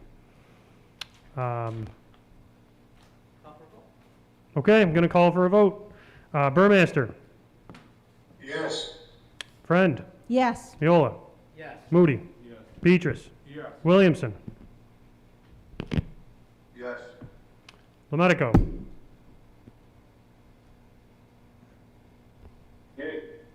DeBrango? Yes. Thank you. 8 yeas, it's in committee. Thank you very much, everyone. Could I just make one more note that Councilman Moody is going to schedule that Codes Committee meeting on April 21st at 5 p.m., our kind of more or less usual committee slot. Thank you very much, everybody.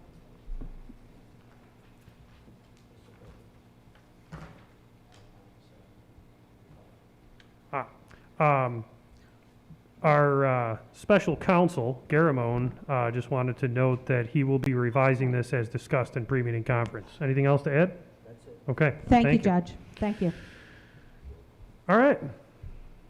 4th District, President Pro Temp, Councilman Miola. You have the floor. Thank you very much, Mr. President. I would like to move proposed resolution of today, number 3, Board of Assessment Review appointment. It's our second appointment for this meeting. Resolved that pursuant to Section 523 of the Real Property Law, the following person is hereby appointed as a member of the Board of Assessment Review commencing the remainder of the current 5-year term to commence October 1st, 2020 and end September 30th, 2025. I'd like to second that, please. Joe A. Falcone, 1623 Mohawk Street, Utica, New York, 13501. Mr. Falcone is retired by the state, doing this position for the state. I also think he's very well qualified for the position, and I welcome his talent and his skills to the board if my colleagues will support his appointment. All right, well, you have a second from Councilperson Friend. I'm going to go for a roll call vote again. We have Burmaster. Yes. Friend. Yes. Miola. Yes. Moody. Beatrice.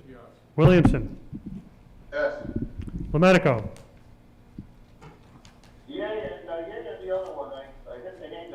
We heard you, though. You must have said yes and hung right up, because we got your vote. All right. Thank you. Yes. There you go. Yes. Thank you. 8 yeas adopted.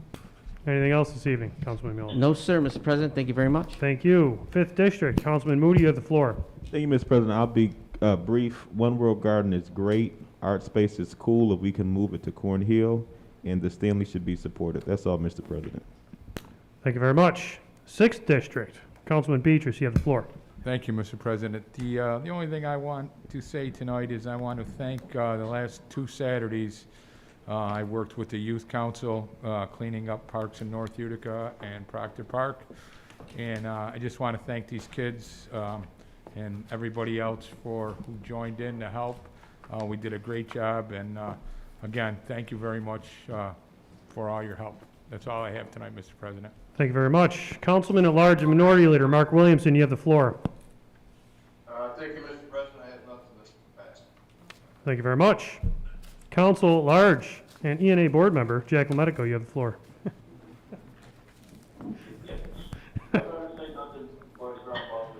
All right. Thank you, thank you. Council at Large and Public Safety Select Chair, Councilman DeBrango, you have the floor. Thank you, Mr. President. I just want to thank everybody for attending our meeting at 5 p.m. regarding the public safety. We had some good discussion on cameras that we may want to put in large apartment complexes throughout the city. And we had a discussion on towing legislation, which we are going to amend in the near future. With that being said, I have to bring to the floor ordinance number 2, which is the transfer of funds 2020-2021 fiscal year regarding police administration firearms. Is there a second? Second. We have multiple, so we'll go with friend. All right, I'm going to bring this to a vote. Burmaster? Yes.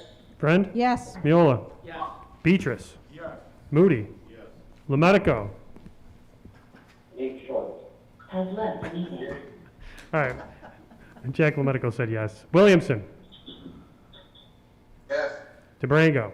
Yes, All right. 8 yeas adopted. that is all I have. All right, thank you. Before we close this evening, there's no other new business. I encourage everybody to reach out to the executive director of the Stanley, not just for now and what the current business is in the media, but just to get an experience of everything that goes on behind the curtain at the Stanley. It was 20 years ago the Stanley Theater was renovated and truly harnessed a capability that was unlike any prior capabilities that Stanley had. The amount of production capability that building has is being extended to TV and film production. There have been ads, testimonials, magic shows, videos. That theater is used for much more than the simple box office and marquee style things that we're typically used to seeing there. There's a lot going on behind the scenes, so it's interesting. So I encourage everyone to check it out. Thank you. Anything else? Move to adjourn? All right, we got a motion. We got a second. Have a great evening.